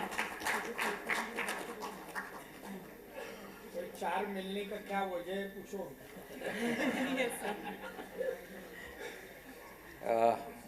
Respected माननीय मंत्री जी श्री नारायण राणे साहब, दास पे बैठे वरिष्ठ अधिकारी और सारे उपस्थित गण यहाँ पे। बेसिकली आज हमने जो देखा यहाँ पे सब लोगों ने बड़ा अच्छा प्रेजेंटेशन दिया, स्पेशली 6 CPSEs ने, और तकरीबन हमने देखा कि सबने एक ही पैटर्न फॉलो किया है। हमारी थोड़ी सी चीज़ अलग इसलिए हुई है जिससे कि हमें माननीय मंत्री जी के द्वारा 4 अवार्ड भी मिले। तो जहाँ पे इम्पैक्ट पड़ा जस्ट उसमें मैं बस एक लाइन में बताना चाहूँगा कि हम लोग जब भी रेगुलर VDPs या स्पेशल VDPs कंडक्ट करते हैं तो हमने ट्रू स्पिरिट में उनको करने का प्रयास किया। जैसे कि हमने NSSH ये क्या नेशनल SC/ST हब ऑफिसेस में हम जाके खुद गए, हमने डिस्ट्रिक्ट एडमिनिस्ट्रेशन को पूरा इन्वॉल्व किया उस पर। फिर TReDS जिम अफसरों को हमने आमंत्रित किया, हैंड होल्डिंग का पूरा कार्यक्रम चलाया, और ये एक बार नहीं निरंतर चलता रहा। इसी प्रयास से हम ये जो भी फिगर ले पाए ये हम कर पाए। आज हम जो अभी लोगों ने कहा जो हाउस होल्ड या हाउसकीपिंग एक्टिविटीज उससे प्रभाव पड़ता है, परंतु इतना इम्पैक्ट भी नहीं पड़ता कि आपका 4% से ऊपर चला जाए। उसके लिए आपकी बढ़िया कोई अगर आपके कॉन्ट्रैक्ट है जिसमें आप उनको शामिल कर सको SC/ST वेंडर्स को, तब जाके कहीं आपकी बात बनेगी। नहीं तो आपके 4% जैसे आप कह रहे हैं कि 1% पे ही रुका। FCI ने 4.39% किया। मैंने उसकी एक लाइव स्टोरी आपके सामने रखी। वो ये था कि जो हमारे मणिपुर के वेंडर्स थे उनको हमने बुलाया, उनको हमने बैंक सपोर्ट दिया, उनके बिल्स क्लियरेंसेस किए। 20 करोड़ का जो EMD अलग होने के बाद भी हमें BG देना पड़ता है, BG में भी हमने नेगोशिएशन किए। उसके बाद ये हमने हासिल किया। तो आपको जो बड़े कॉन्ट्रैक्ट्स जहाँ पे आपको लगता है कि SC/ST वेंडर्स का होना बड़ा नामुमकिन है, जब आप हैंड होल्डिंग करोगे तभी आपका ये 4% से ऊपर आप अचीव कर पाओगे। एक बार अगर कोई आ जाता है तो it motivates the other people. एक कम्युनिटी पूरी राइज करती है। SC/ST जहाँ पे हम लोग कहते हैं the land belongs, it's community holding, तो वहाँ पे इस चीज़ का बहुत ज़बरदस्त इम्पैक्ट पड़ता है। एक के बाद ये लोग आते हैं और उसी की बदौलत हम ये फिगर अचीव कर पाते हैं। तो मैं आपसे यही निवेदन करूँगा कि जो भी आप VDPs या स्पेशल VDPs करें उसमें हर एसोसिएशन को आप एंगेज करें, उनको मान्यता दें, उनको प्रभावशाली बनाएं। और इसी के साथ मैं चाहूँगा कि आप लोग जो अगली सेमिनार हम करेंगे, अगली कॉन्क्लेव हम जो करेंगे, उसमें 4% से कहीं ज़्यादा बढ़ चढ़ के बहुत सारे CPSEs उसमें शामिल हो जाएंगे इस कैटेगरी में। मैं इसी के साथ समाप्त करता हूँ। बहुत बहुत धन्यवाद। Thank you everybody.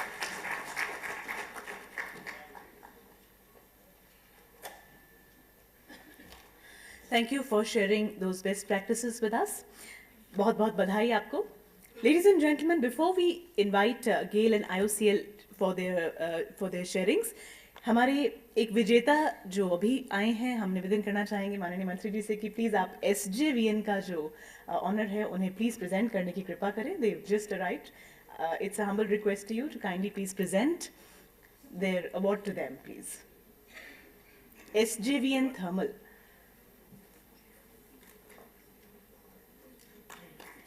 जोरदार तालियां SJVN थर्मल के लिए. और जैसा कि हम जानते हैं कि total procurement between 1 crore to 10 crore में सेकंड हाईएस्ट इनका नाम है. Moving ahead, may I please invite GAIL India Limited to please share their story with us, their experience with us, and IOCL as well. IOCL.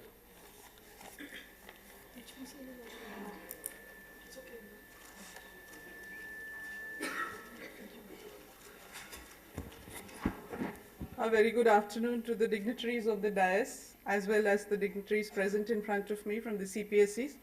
I would like to take this opportunity to first of all thank the MSME Ministry for organizing this wonderful meet in which we could participate and put forward our ideas. And I would like to mention here that I think the Ministry deserves a hand here because of the huge learning from these conclaves that we get. And I am really grateful to Mercy Pauma, whom we connect with for any little difficulties that we have. And I'm sure other CPSEs will also join me in and agreeing with me that the kind of help and the support that we get from you, especially with respect to all the circulars and the interpretation of all the policies. I would just like to add, especially for Indian Oil, that we carry out our VDPs not only in RHQ here or not only in the NCR region, We have tried our best, made relentless efforts, and we have touched each and every nook and corner of India, especially with all our refineries spread around across the refineries division in India alone. So with this, I want to just thank you once again, ma'am, and thank you, Minister Sir, for all the efforts that MSME has taken for us. May our bonds grow, and I would just like to end with the last two lines. The woods are lovely, dark and deep, but we have miles to go before I sleep, and miles to go before we sleep. Thank you so much.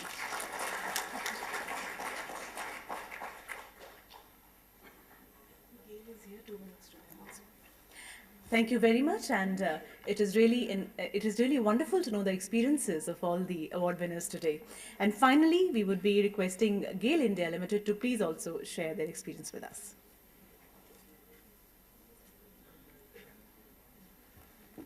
Good afternoon, Honorable Ministers, Secretary, and the dignitaries of the dais, and our friends, colleagues of the dais. In fact, GAIL also started a very humble journey, and all along there was a very good hand-holding from the ministry side, and also when we started and we are not achieving much, then there was very good discussions, interactions within the petroleum sectors, and then we extended it to all the Maharatna companies. And last year we achieved more than 4% for SC/ST and more than 3% for women. And there was a significant increase in the numbers for the overall MSEs, and this year also it is continuing. And in this process, there were certain initiatives, like there were a number of vendor development program across India in different work centers and even small places, छोटी जगह में भी, जहाँ पे हम लोग देखते थे कि वहाँ पे हम फोकस कर सकते हैं, कंसंट्रेशन ज़्यादा है, SC/ST वुमेन एंटरप्रेन्योर्स का, उसको करें. एक नया इनिशिएटिव हमने शुरू किए थे 2017 में along with HPCL, our friends are here. तो एक एंटरप्रेन्योर डेवलपमेंट प्रोग्राम हमने शुरू किए थे, जिसमें SC/ST and women entrepreneurs starting from the very beginning कि बिजनेस क्या होता है, बिजनेस मॉडल क्या होता है, उसके हर एक ऑपरेशंस कैसे होते हैं, मैन्युफैक्चरिंग कैसे होते हैं, मार्केटिंग कैसे करेंगे, HR करेंगे, all aspects of the business, those were shared. उसके बाद हमने जयपुर में एक किया, and now one, sir you will be very happy to know कि अभी हमारा 2 हफ्ते का एक प्रोग्राम चल रहा है दिव्यापुर औरैया में, और जिसमें ऑल ओवर इंडिया से करीब 20 इस तरह से SC/ST एंड वुमेन एंटरप्रेन्योर्स उनको ट्रेन किया जा रहा है. So these are few initiatives. And one more thing we started, that is tie breaker system. अगर L1 लोएस्ट में कई वेंडर्स आ गए हैं तो उसमें SC/ST या वुमेन को प्राधान्य दिया जाए. पहले SC/ST को मिले, उसके बाद वुमेन को मिले, उसके बाद MSE को. अगर ये सब लोग MSEs उसमें लोएस्ट में आ गए तो उनको वो प्रेफरेंस मिले, पहले SC/ST, then women, then MSE, and then the other than MSE. इससे काफ़ी ज़्यादा परसेंटेज में बढ़ोतरी हुई है. और हम लोगों ने हर जगह में, मतलब हर एक स्टेट में एक नेशनल जो न्यूज़पेपर्स होते हैं उसमें एंड लोकल न्यूज़पेपर्स में एडवर्टाइजमेंट्स देते हैं कि हमारे जो टोटल प्रोक्योरमेंट के बारे में पता लगे, लोग हमारे पास अप्रोच कर पाएँ, और उससे भी काफ़ी ज़्यादा वृद्धि हो रही है इनके परसेंटेज में. So these were few of the initiatives which really helped us, and in this programme also we came to know whatever the best initiatives other PSCs are also following. So we'll try to adapt those initiatives in our systems, our processes, and we made a request to MSME, to TReDS and everybody, JAM, कि इसमें कैसे करने से हमारा भी इसके percentage में और वृद्धि हो सकती है. And certainly as a team, the industry will work together and we'll see to it that the percentage, the threshold, what has been decided by the government, we go much beyond this. So thank you very much. Thank you for the opportunities. Thank you.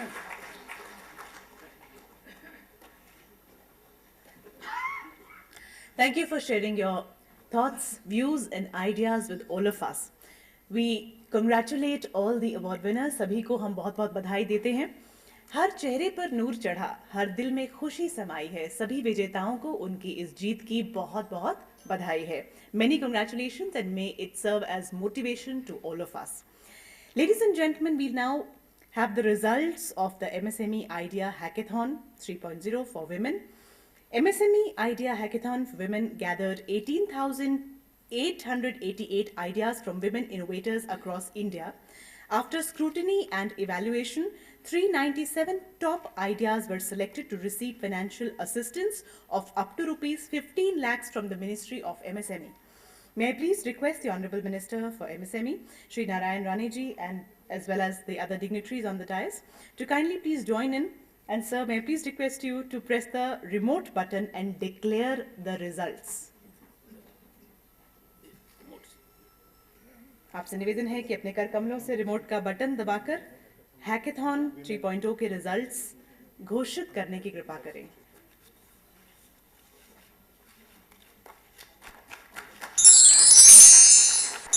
जोरदार तालियां.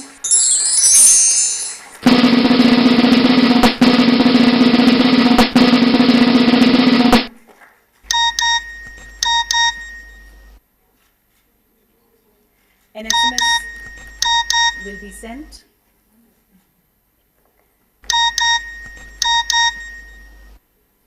To all the winners of this. So once again, a big round of applause. 397 top ideas will receive assistance. That is really wonderful. आगे बढ़ते हुए अब हम उन्हें आमंत्रित करेंगे जिनका अनुभव और नेतृत्व इस कार्यक्रम को और भी महत्वपूर्ण बनाता है. हम निवेदन करना चाहेंगे माननीय राज्य मंत्री सूक्ष्म, लघु और मध्यम उद्यम श्री भानु प्रताप सिंह वर्मा जी से कि हम सभी को संबोधित करें. तालियों के साथ अभिनंदन.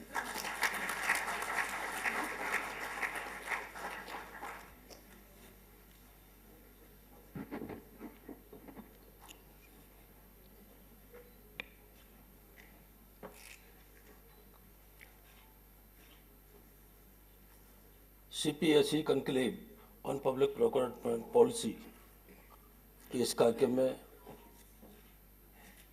मुख्य अतिथि के रूप में मंच पर विराजमान हमारे MSME मंत्री आदरणीय श्री नारायण राणे जी, हमारे मंत्रालय के सचिव श्री SCL दास जी, श्रीमती मर्सी अपाव जी सचिव, विपिन गोयल जी, अतिरिक्त विकास आयुक्त श्रीमती ईस्ता गांगुली त्रिपाठी जी, श्रीमान हरदीप सिंह जी चौधरी जी और यहाँ उपस्थित सभी CPSE से आए हुए CMD डायरेक्टर्स और जिन्होंने आज यहाँ अवार्ड प्राप्त किया है, ऐसे सभी प्रतिभागीगण और हमारे विभाग के सभी अधिकारीगण. विशेष रूप से आज ये जो कार्यक्रम आज यहाँ संपन्न किया जा रहा है वो हमारे जो PSE हैं उन्हें हमारी पॉलिसी के अंतर्गत MSME की पॉलिसी है कि जो हमारी छोटी छोटी SME हैं उनसे 25% इन्हें खरीदना है और उसी के तहत ये कार्यक्रम आज किया गया है. विशेष रूप से हम लोग देखें कि आज हमारा जो सूक्ष्म लघु और मध्यम उद्यम मंत्रालय है जो और तेजी के साथ आगे बढ़ रहा है और हम लोग देखते हैं कि देश की जो GDP है उस GDP में हमारा जो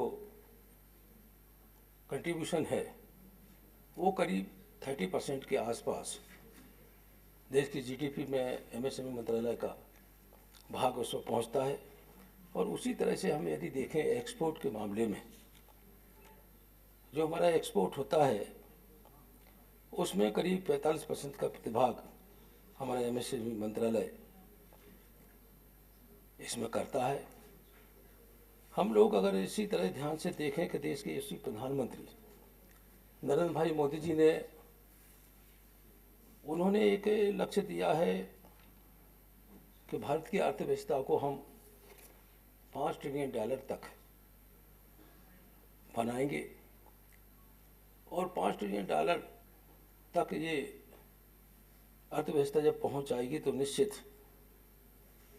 हमारे देश की जो विश्व अर्थव्यवस्था है वो 30 नंबर पर पहुंच जाएगी। मुझे अच्छी तरह से याद है कि 2014 में जब देश के यशस्वी प्रधानमंत्री जी ने इस देश की बागडोर संभाली थी, उस समय देश की जो GDP है विश्व में वो 10वें नंबर पे थी। आज हम सब लोग बड़े गर्व के साथ कह सकते हैं कि देश के यशस्वी प्रधानमंत्री ने जो काम किए हैं उन काम की वजह से आज गरीबों के लिए, नौजवानों के लिए, किसानों के लिए, सभी के लिए पॉलिसी दी, सबके लिए अच्छे अच्छे काम किए हैं। उसकी वजह से आज हमारे देश की जो GDP विश्व में है वो 5वें स्थान पर पहुंच गई है और उसी का लक्ष्य लेके आज $5 ट्रिलियन की उन्होंने जो व्यवस्था दी है और निश्चित हम लोग लगते हैं अब 3.75 के करीब पहुंच गए हैं और उसी भी आने वाले समय में 26-27 के आसपास तक हम लोग विश्व में 30 नंबर की अर्थव्यवस्था बन जाएंगे।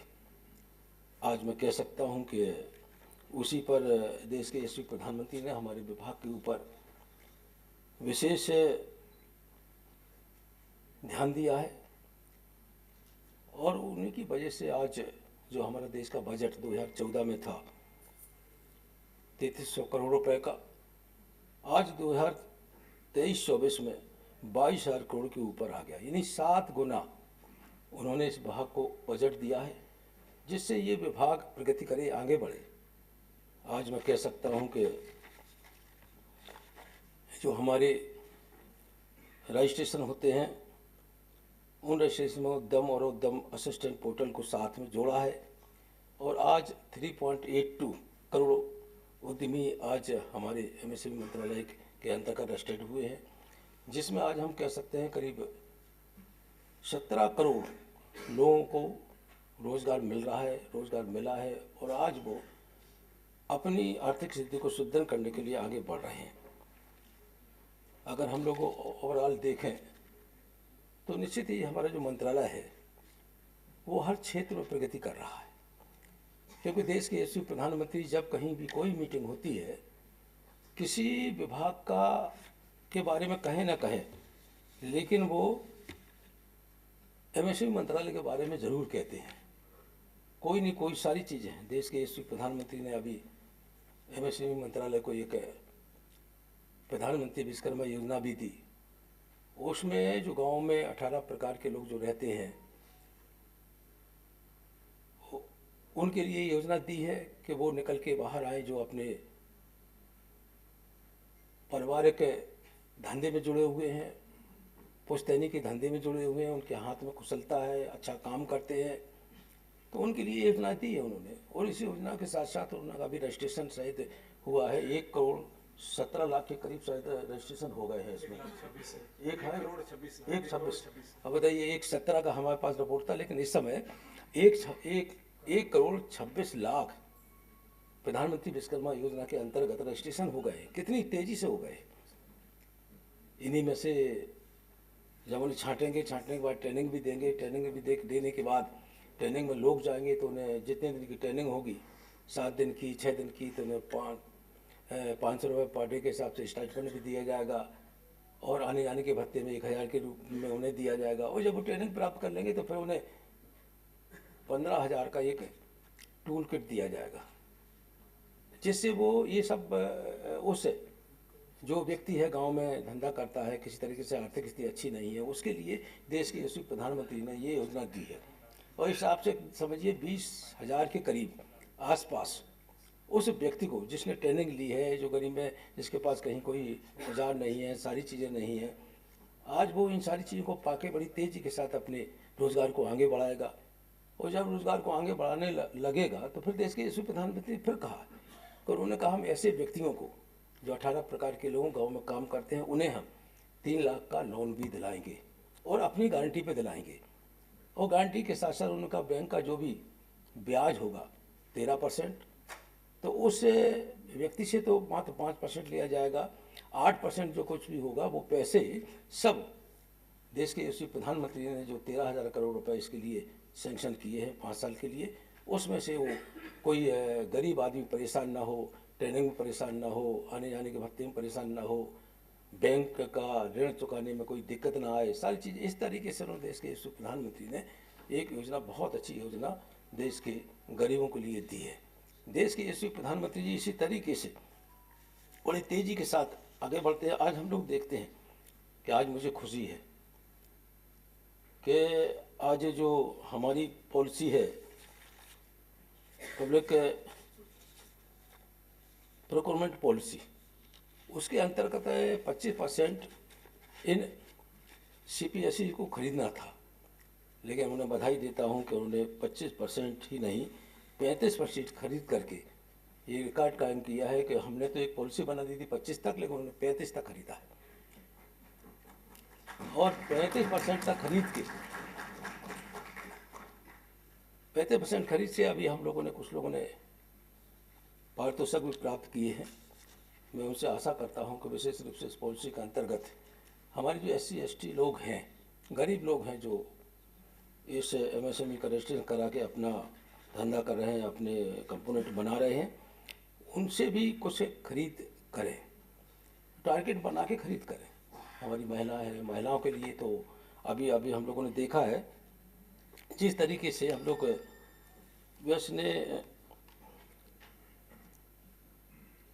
खरीद की है, उसमें आज मैं कह सकता हूँ आज SC/ST ने जो 2023 में 0.7% खरीद SC/ST उद्यमियों से की गई है।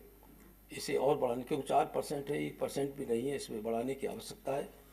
और उसके लिए हमारा जो अभी आए थे हमारे जो फूड कॉर्पोरेशन ऑफ इंडिया, इन्होंने 4 पारितोषिक प्राप्त किए हैं। विशेष रूप से इनसे थोड़ा बहुत रहना चाहिए। इन्होंने भी इसी SC/ST के लिए अनुरोध किया है किस तरीके से हमने पॉलिसी में अपनी पॉलिसी में रखा है, किस तरीके से हम काम करते हैं। उसी तरीके से अगर सभी हमारे CPSEs अगर उसी पॉलिसी को अपनाएंगे और इन गरीबों को और ध्यान देंगे तो निश्चित 4% कोई ज़्यादा नहीं है। जब हम 25 से 35 तक पहुंचा सकते हैं, उसी 25 में तो ये सारी चीज़ें हैं। 4%, 3%, हमारी माताएं बहनें हैं, उनके लिए 3% के लिए पॉलिसी दी गई है। उनसे तो 1.15% खरीदा गया है, कम से कम 1% से ज़्यादा उनका खरीद की गई है। तो निश्चित आप लोग अगर इनमें थोड़ी सी पॉलिसी में थोड़ा सा बदलाव करके और जब इन पे चिंता करेंगे आप SC/ST और हमारी माताओं बहनों के ऊपर जो किसी तरीके से अपना जो MSME मंत्रालय के साथ जो उद्योग धंधा चला रही हैं, किस चीज़ की हमें आवश्यकता है, जिस चीज़ की आवश्यकता है विशेष रूप से हमारा अनुरोध है कि वहाँ आसपास में जो भी SC/ST के लोग, यदि MSME से जुड़े हुए लोग अगर वो कंपोनेंट बना रहे हैं तो निश्चित हम लोगों को उनसे खरीद करना चाहिए। और उनसे खरीद करेंगे तो निश्चित हम लोग आगे करेंगे। विशेष रूप से मैं सिर्फ इतना ही कहना चाहता हूँ। और MSME मंत्रालय को मैं इसलिए और धन्यवाद देना चाहता हूँ कि उसने विशेष रूप से जो आगे काम किए हैं,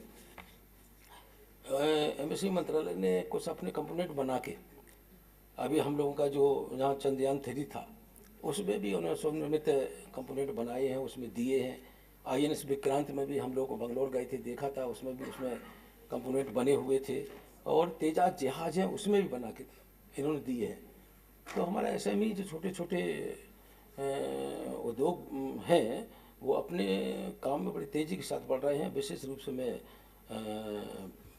बैंकों से और CPSE बैंक अपना लोन देने में कोई कोताही न बरतें, और साथ साथ में जो CPSE हैं वो भी इनसे खरीद करने में भी कोई कोताही न बरतें। विशेष रूप से आसपास में जो भी MSME हैं उनसे खरीद करें। इन्हीं शब्दों के साथ आप सबका मैं अभिनंदन करता हूँ, स्वागत करता हूँ और अपनी बात समाप्त करता हूँ। जय हिंद, जय भारत, वंदे मातरम।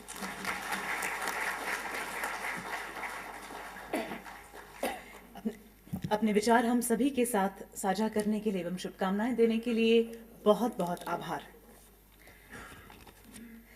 अब हम उन्हें सुनेंगे जिन्होंने अपने जीवन में बहुत से महत्वपूर्ण पदों को संभाला है। नेतृत्व क्षमता की वजह से वे निरंतर सफलता की सीढ़ियां चढ़ते रहे। आपकी दृष्टि और समर्पण ने सिस्टम में परिवर्तनात्मक पहलों के लिए मार्ग बनाया है। Ladies and gentlemen, you know who I'm talking about, a leader whose vision and dedication have paved the way for transformative initiatives in the system. Please join me in inviting Honorable Minister of MSME, Shri Narayan Rane ji. जोरदार तालियों के साथ अभिनंदन।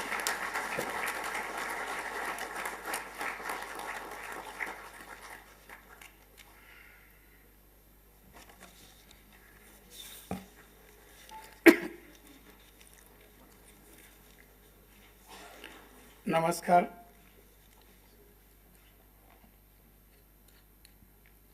CPSE परिषद के माध्यम से आज यहाँ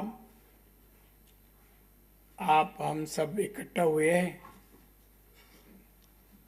इसमें सम्मानीय अतिथि मेरे पहले जिन्होंने अपने विचार रखे वो श्रीयुत भानु प्रताप सिंह वर्मा जी, एमएसएमई के मंत्री, श्रीयुत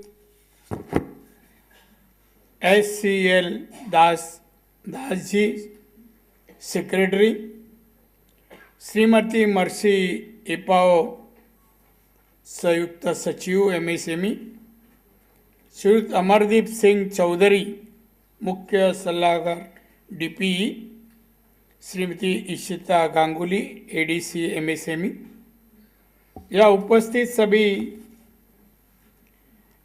MSME के अन्य मंत्रालय के अधिकारीगण, CPSE के प्रतिनिधि, MSME एसोसिएशन के और मीडिया के प्रतिनिधि,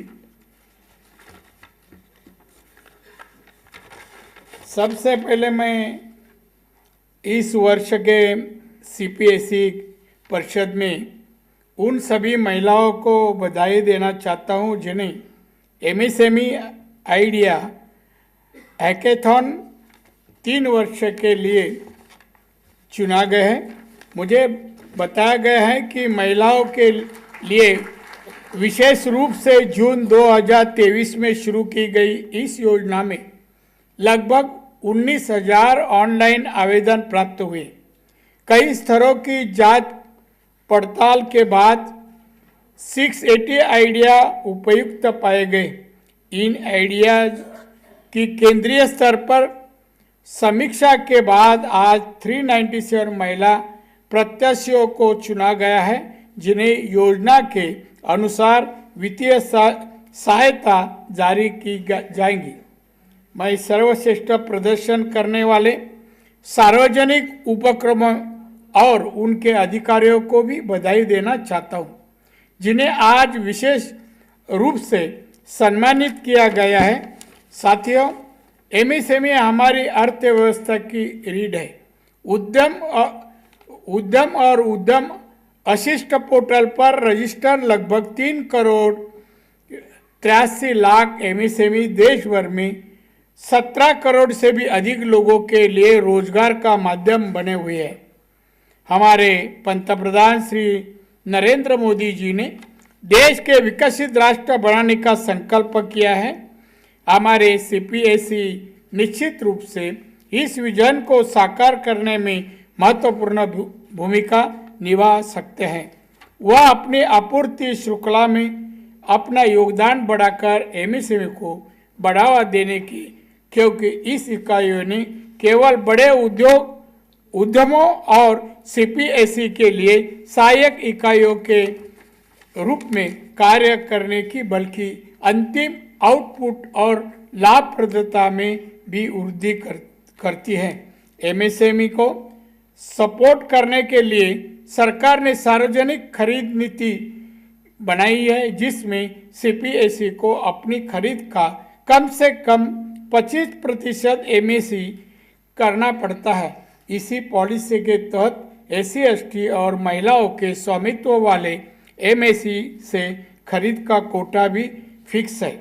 मुझे यह बताते हुए बहुत खुशी हो रही है कि CPSE द्वारा MSc की खरीद लगातार बढ़ रही है।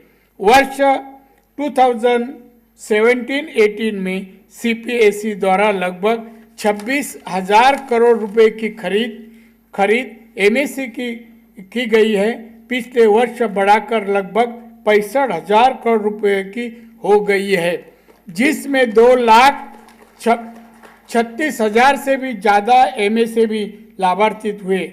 मुझे खुशी है कि CPSE हमारे MSE को सपोर्ट कर रही है और 25% खरीद के लक्ष्य को बनाए लगभग 37% खरीदी भी MSME से कर रही है। महिलाओं के स्वामित्व वाले MSE से खरीद पिछले 6 सालों में लगभग 10 गुना हो गई है, जिसमें महिलाओं के स्वामित्व वाले लगभग 17,000 MSE को लाभ मिला है। मुझे आशा है कि महिलाओं के स्वामित्व वाले MSME खरीद के मामले में CPSE और भी अधिक ध्यान देंगे और 3% खरीद के लक्ष्य को भी अवश्य प्राप्त करेंगे।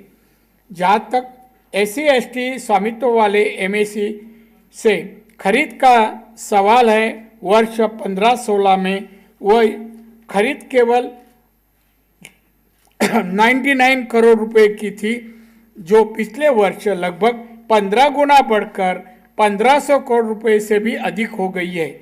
इससे स्पष्ट कि CPSE खरीद लक्ष्य को पूरा करने में सक्रिय रूप से भाग तो ले रहे हैं, लेकिन अभी तक लंबा रास्ता तय करना बाकी है। हमने SC/ST स्वामित्व वाले MSE से खरीद के लिए 4% का लक्ष्य रखा है। मैं आज इस मंच के माध्यम से आप सभी को अनुरोध करूंगा कि सरकार द्वारा निर्धारित किए गए टारगेट का अवश्य ध्यान रखें और खरीद के समय SC/ST तथा महिलाओं के स्वामित्व वाले MSE से खरीद के मामले में संवेदनशील रहे और लचीलापन दिखाए, ताकि टारगेट को पूरा करने के साथ साथ इन MSE को भी बढ़ावा दिया जा सके। मुझे बताया गया है कि सार्वजनिक खरीद की निगरानी हेतु पोर्टल MSME समन पर 335 CPSE पंजीकृत है, जिनमें केवल 165 CPSE ही अपनी वार्षिक खरीद डेटा साझा करती है। सचिव DAP से अनुरोध है कि सुनिश्चित करें कि सभी CPSE अपना वार्षिक खरीद का डेटा साझा करें।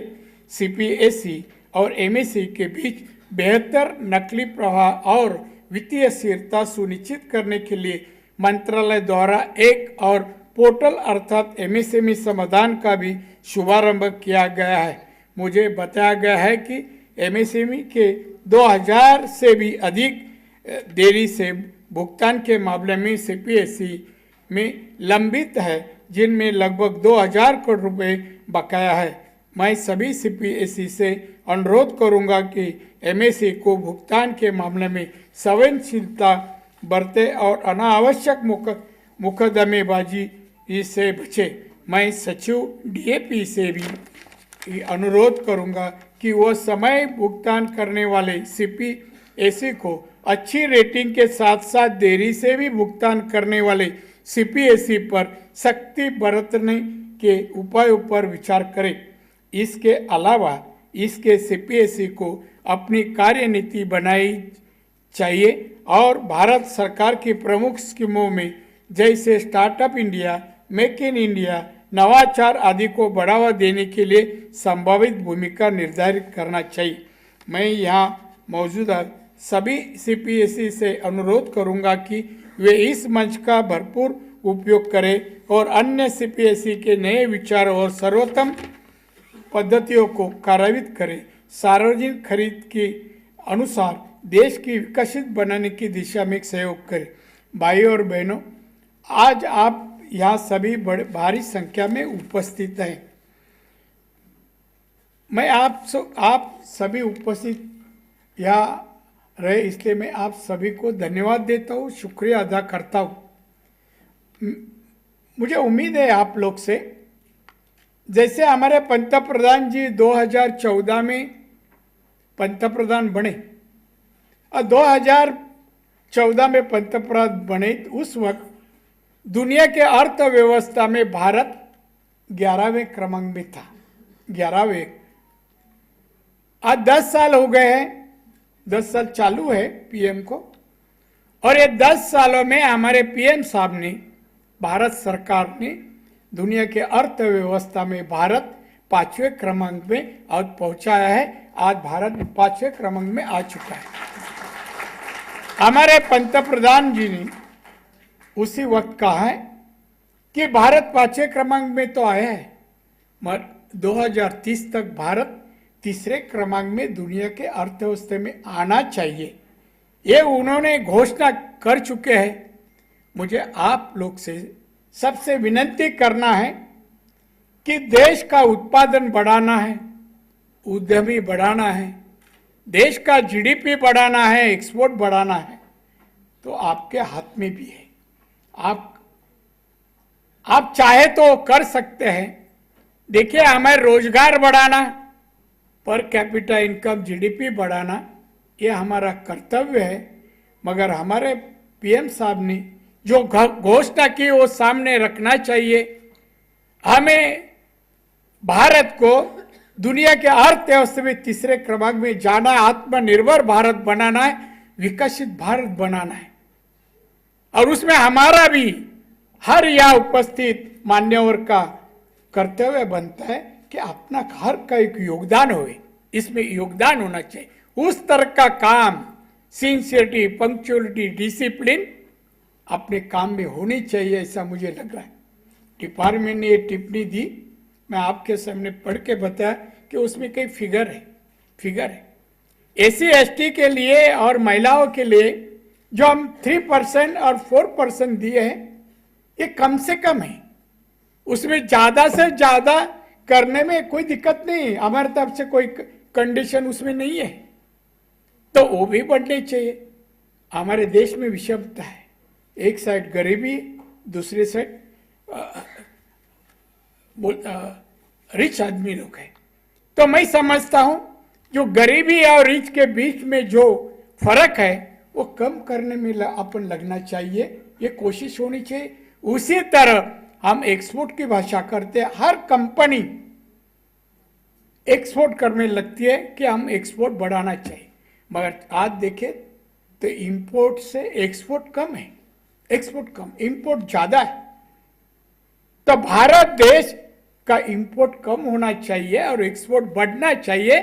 भारत के पैसे बाहर जाना बंद होने चाहिए, कम होने चाहिए, और एक्सपोर्ट से अपने इधर पैसा आने चाहिए। ये प्रोसेस में हर जन ने, हर कंपनी हो, पीयूसी हो, इन्होंने कोशिश करनी चाहिए, कोशिश करना चाहिए कि पीएम इतने चाहते कि मेरा भारत आत्मनिर्भर बने, विकसित भारत बने। 2047 तक भारत अमृत काल में आत्मनिर्भर और विकसित भारत बने, तो उसके लिए हम सबका योगदान होवे तो सब पॉसिबल है। इम्पॉसिबल ऐसा कुछ भी नहीं है। आज इसलिए मैं हमारे एमएसएमई के अधिकारियों को कहा कि हम आप लोग से मिलना है, हमारे पीयूसी लोग से मिलना है। वो जिस तरह से वो तो सब तजुर्बा वाले हैं, अनुभवी लोग हैं, और इनको उनके सामने मैं कुछ रखूंगा मुद्दा, तो सफल करने के लिए जरूर आप लोग हमें मदद करेंगे, योगदान दे, हमें विश्वास है, हमें विश्वास है। इसलिए मैं आपको बुलाया और आप लोग आज हाजिर हुए। यह पुरस्कार भी कई लोगों को दिया गया, मैं सबका अभिनंदन करता हूँ। पुरस्कार दिया जाता है प्रेरणा देने के लिए, उत्साह बढ़ाने के लिए। तो पुरस्कार मिला तो वहां ही रुकना चाहिए, ऐसा नहीं, आगे बढ़ने के लिए पुरस्कार है। आगे बढ़ो, इससे भी ज्यादा प्रगति करो, उत्पादन बढ़ाओ। तो मैं समझता हूँ आज भारी संख्या में आप लोग आए, एमएसएमई को सपोर्ट किया। एमएसएमई को आप हमेशा सपोर्ट करते हैं। पीयूसी का क्वालिटी, काम का दर्जा, गति, ये सब बढ़ना चाहिए। बढ़ना चाहिए, ऐसा मुझे लग रहा है। तो हमेशा मैं मीटिंग में हमारे सभी अधिकारी को कहता हूँ कि पीयूष से हर काम का रिजल्ट अच्छा तरह से क्वालिटी उनसे अपेक्षित है उस टाइप की क्वालिटी आनी चाहिए, रेट भी उसी तरह के। देखिए, मैं चाइना गया था 4 साल पहले जब मंत्री नहीं था, तो उन्होंने जिस तरह का मार्केट में घूमते हो देखा मैं, उन्होंने अलग अलग इंडस्ट्री में गया, मैं फर्नीचर गया, टेक्सटाइल गया, अलग अलग क्षेत्र में गया। उनकी हर चीज सुबक होती है, देखने में अच्छी होती है, हर आदमी देखे वो चीज तो लगता नहीं ये खरीदना चाहिए, बहुत ब्यूटीफुल है। दूसरा, उनका दाम देखे, दुनिया के कोई भी कंट्री से उनका दाम रिजनेबल होता है, रिजनेबल। देखो चाइना का कोई सी भी चीज देखो, वो रिजनेबल रेट, दिखने में अच्छा, गारंटी उन लोग नहीं देते, नहीं गारंटी नहीं उनके पास। मगर आज दुनिया के 60% से ज्यादा मार्केट खाली चाइना नहीं है, सब उत्पादन दुनिया में उनका मार्केटिंग 60% से ज्यादा है, खाली अकेले चाइना। तो भारत क्यों नहीं? ये मार्केट अपना कितना परसेंटेज होगा? 6-7, उससे ज्यादा नहीं है। तो हमारा क्यों नहीं 20, क्यों नहीं 25? तो हर आदमी ने, हर अधिकारी ने ये सोचना चाहिए। नौकरी लगा तो काम खाली करते रहना ये हमारा काम नहीं है। तो हमारा देश को प्रगत करना, विकसित करना, आत्मनिर्भर करना, हमारे देशवासी बेकार यूथ को रोजगार तैयार करके देना, हमारे हर नागरिक को पर कैपिटा इनकम बढ़ाना, और वो जो पर कैपिटा इनकम बढ़ाए उसमें उनका 5 आदमी फैमिली में होए तो अच्छी तरह से वो जीना चाहिए, सुखी समाधानी होनी चाहिए। इसलिए उस टाइप का भारत मोदी बनाना चाहते हैं, और उसके लिए मोदी साहब कहते हैं उनको आप सपोर्ट करने के लिए सपोर्ट करने चाहिए। इसलिए मैं आपको इनवाइट किया और आपने यहाँ आकर हमारा उत्साह बढ़ाने का ही काम किया है, इसलिए भी शुक्रिया अदा करता हूँ। मैं फ्यूचर में इससे बढ़िया रिजल्ट आपके तरफ से आना चाहिए, इससे बढ़िया रिजल्ट आना चाहिए। और जब मैं सुनूंगा तो मेरे को आनंद लगेगा कि मैं आपको कुछ कहा और आपने वो बात इम्प्लीमेंट की, सक्सेसफुली वो की। इसलिए आपको आज ही मैं बेस्ट ऑफ लक कहता हूँ, शुभकामना देता हूँ, और इस तरह का रिजल्ट आप लाइए। मोदी जी को, भारत के जनता को, या हमारे भारत सरकार को, हम सभी को आपका योगदान और सपोर्ट चाहिए, वो देंगे ऐसी उम्मीद रखता हूँ। और आज आप सभी अधिकारी, मेरे पीयूष के सभी अधिकारी, सभी मान्यवर यहाँ उपस्थित रहे, इसलिए शुक्रिया अदा करता हूँ। जय हिंद।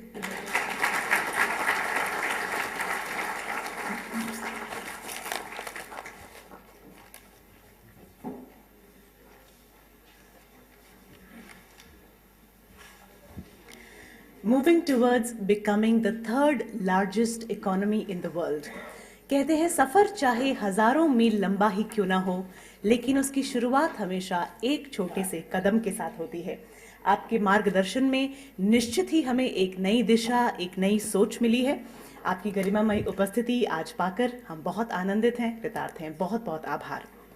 अंत में धन्यवाद ज्ञापन प्रस्तुत करने के लिए, ladies and gentleman, to propose the formal vote of thanks, may I please request Dr. Ishita Ganguly Tripathi, Additional Development Commissioner, Ministry of MSME, to kindly please present so.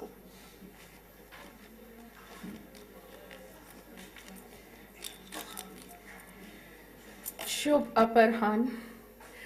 माननीय मंत्री महोदय MSME, माननीय राज्य मंत्री महोदय MSME, श्रद्धेय सचिव MSME, सभी हितधारक, आज के CPSE कॉन्क्लेव में बहुत अहम मुद्दों पर चर्चा हुई है। इसके लिए आप सभी को बहुत बहुत धन्यवाद। धन्यवाद ऑनरेबल मिनिस्टर सर, आपके मार्गदर्शन के लिए।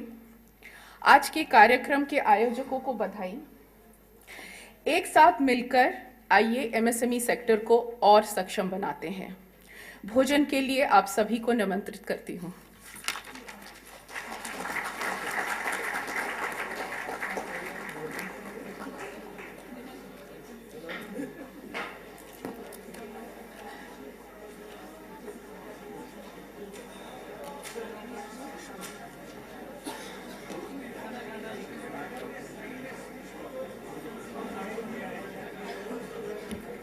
एक ग्रुप फोटोग्राफ।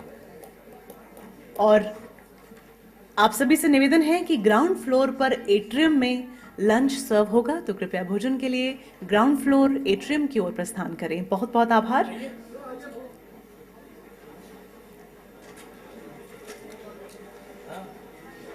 हम धन्यवाद देते हैं हमारे सभी गणमान्य अतिथियों का, आप सभी का आज जो हमारे बीच पहुंचे। ये आशा करते हैं कि आज जो कुछ भी हमने सीखा है, आज जो कुछ भी हमने जाना है, एक दूसरे की बेस्ट प्रैक्टिसेस हमने सुनी हैं, उन्हें हम अपने कॉर्पोरेशंस में भी, अपने ऑर्गेनाइजेशंस में भी उतार सकें और इससे निरंतर प्रगति के रास्ते पर अग्रसर होते चलें। बहुत बहुत आभार, धन्यवाद।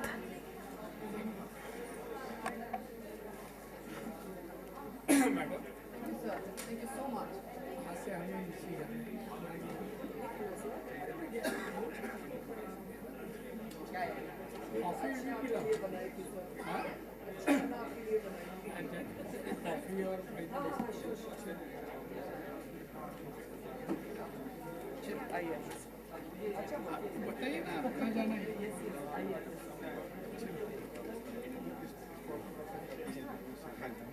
Find some positive ways to take it forward. जब के साथ बैठे ना आपको